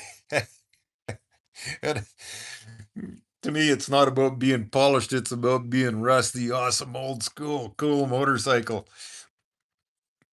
Not just old motorcycles, but any motorcycles. Two wheels and freedom in the wind is what it's all about to me, my friends. So, yeah, if and doing this live, it's awesome fun being in here. There's been several guys stopped in here that have met me personally. Some friends that have guys that I've worked with 20 years ago have stumbled across me and on this live here in YouTube and stop in and say hi. And well, there's of course there's people that that stop in here that know me personally, but I don't know their handle on YouTube, so they keep it a mystery, fun puzzle and of me trying to figure out who they are, where did I meet them, and uh, it's awesome. I love it. And that if you're new in here and uh, my YouTube live here, this is my motorcycle content. As I've if you don't haven't seen, I was hit by a distracted driver and dislocated my shoulder, so I'm not riding. So my YouTube live here is and all of you guys and your awesome passion and support is keeping me live and a smile on my face in the motorcycle world. So you guys are all muchly appreciated. Your time you spend in here and sharing motorcycle stories, and I love you all for being here. And like I said, you keep a smile on my face of joining in with your whoops your motorcycle passion, and it don't matter what make, model, and the style of riding you do. I love it, my friends. And like I said, thank you kindly for sharing and food stamp biker. It depends on what octane rating that the bike requires. Ethanol absorbs moisture pretty fast. Just throw whatever fuel in there that's required if you ride enough. What uh, what do you mean, food stamp? Ethanol absorbs moisture pretty fast. Oh, you mean like from the atmosphere? Is that what you mean? Absorbs moisture? So, in other words, what you're saying, don't leave ethanol gas sit in your tank. Just throw. In other words, okay, the way I interpret that, food stamp banker. In other words, make sure you ride your motorcycle until your tank's empty. But then I can't get home, so I got to put gas in my motorcycle, and so that I can get home. But then I can't leave my motorcycle sit, so that it becomes a circling cycle of maybe that's why I never shut my motorcycle off. uh, it becomes a there's that turns into a cycle of I can't shut my motorcycle off. Food stamp biker, I love it, my friend. That you should write that on the that becomes your new logo. You write that on your gas tank. I can't go home because I can't leave ethanol in my gas tank. You should make a sticker or just get that airbrushed on the side of your gas tank, food stamp biker. I can't go home because I can't leave ethanol sitting in my gas tank. uh, awesome. Mike TD, I've had to use ethanol free gasoline from time to time, especially outside of Cali, and my 15 FLHR ran nice and smooth. Yeah, does ethanol affect the performance of how the engine runs? Like I said, I'm not enough of a performance guy to. Well, for one thing, I don't really pay attention to it because I'm just in the wind and in my own little world. But more than paying attention to performance, I guess. Um, Food stamp biker, ethanol free fuel is easier on everything. If the bike requires 93, just throw standard 93 in it and don't worry about it. Um, being we're on the fuel chit chat, one of the one of the motorcycle men that he's a mechanic. He and whatever, I think it's a good idea. He told me, he said, for the few bucks it costs, uh, whatever, every second or third or fourth tank, um, run a couple ounces of octane boost in your gas. And he said it just helps to warm things up a little better and help keep things cleaned out. So there's another option to throw in there too. Uh, Two for warming up nicely here now. Gonna go put the scoot in the wind here soon. Awesome, my friend. Well, uh, cheers of coffee and put in a mile and no, you're probably past coffee time. You're getting close to cheers and a beer for lunch there. So cheers, my friend, and have an awesome ride today and make a mile for me. And awesome, my friend. And my TD Cactus, been following your channel for a bit. Thank you kindly, my friend. I hope you enjoy my "It Is What It Is" content. Uh, yes, I'm Mike. I'm in Arizona. Originally, I'm from home is Saskatchewan, up kind of central west Saskatchewan. That's where I grew up. User SH5. Funny story.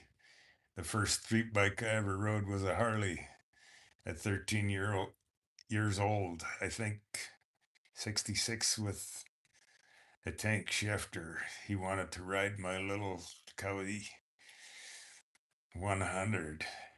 I said if we trade, I did a slow circle in a lot. Wow, that's cool. 13 years old and riding a 66 with a foot clutch and a tank shifter. That's awesome, my friend, and good on you. Um, I bet you wish you, I bet you wish you had that motorcycle, my friend. And my bike came back an hour later with crooked bars in my headlight pointing up in the trees. He was all torn up and bloody with his friends on the ground laughing. Oh my gosh. He got out of control on your 100. Oh my God. Well, I see you got a laughing face there, so hopefully he didn't get banged up too bad, but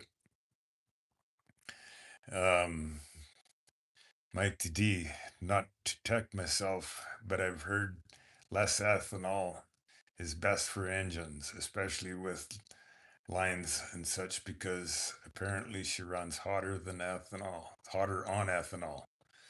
I should ask Chat GPT. Yeah, that's an interesting thought. I never thought of asking. Occasionally, I've started using some of that AI stuff, and it I sometimes you somewhat can believe what it tells you, and the next time it's like, what? Where did you come up with that? Crazy nonsense, but whatever. Um, yeah.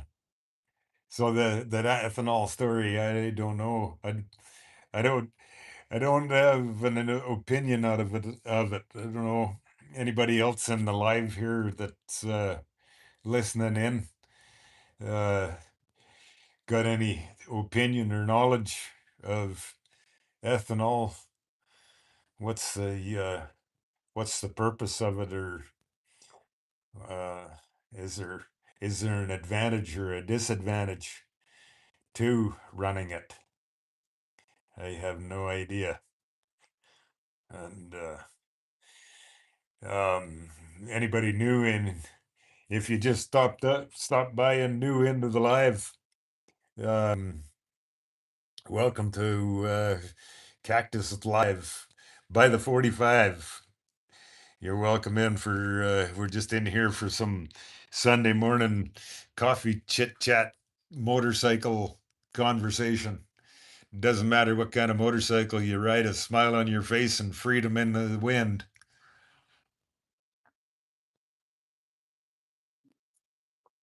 is what this is all about. So don't be shy to drop a comment where you're from and what kind of motorcycle you ride.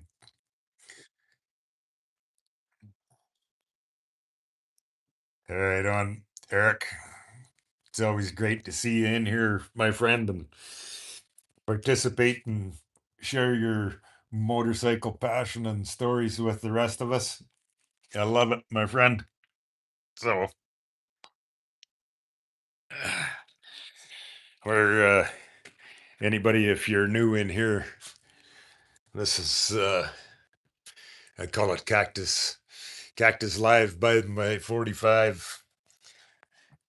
This is my 1943 flathead that I built. I started out with a bare frame and boxes of parts, and I put a 6 over stock length Springer front end on it so that I can call it my chopper, and did some straight up crazy fabrication with my straight up handlebars. Yeah, awesome, awesome, awesome, fun, cool little motorcycle to ride. If you're uh, if you're new in here, this is that's what it is. She's my 1943 WLC 45-inch flathead, and got an open belt primary on it, and a rocker style foot clutch. If you're not familiar with the rocker foot clutch, it's the old style heel toe foot clutch. You put your heel on here, disengage, and then a tank shifter in gear, and then to go, toe down, toe down to engage the clutch, and away you go. For anybody, if you're not familiar with that, that's how the clutch works on the old style rocker clutch. So yeah, some fun old school motorcycle stuff. I love it, you guys. I love you stopping in here and spending some time and sharing and your motorcycle stories and passion for motorcycle. I love it, my friends. So, mm. but all right, sounds like or sounds like talking to myself. Sorry about that, you guys. I'm not going crazy. But I'm crazy about motorcycles. Have been for many, many years.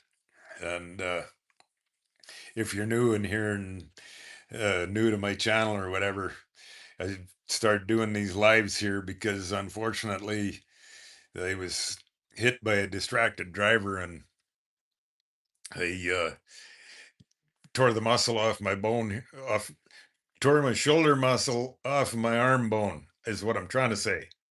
So I can't be out on my motorcycle riding currently. So I'm counting on you all to be in here with my live, and it keeps a smile on my face and keeps me in the my passion alive, sharing with you guys your motorcycle passion and stories too. So, um, anyways, okay, I'm gonna get busy on with my Sunday day here, you guys, and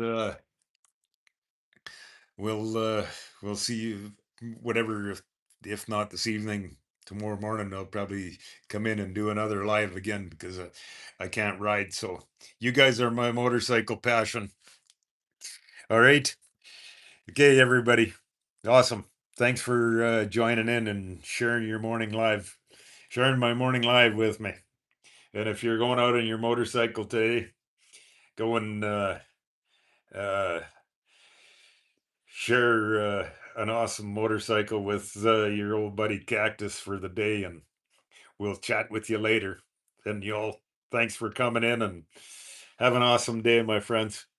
Okay, signing off. And have an awesome, safe ride today, my friends. Ciao for now.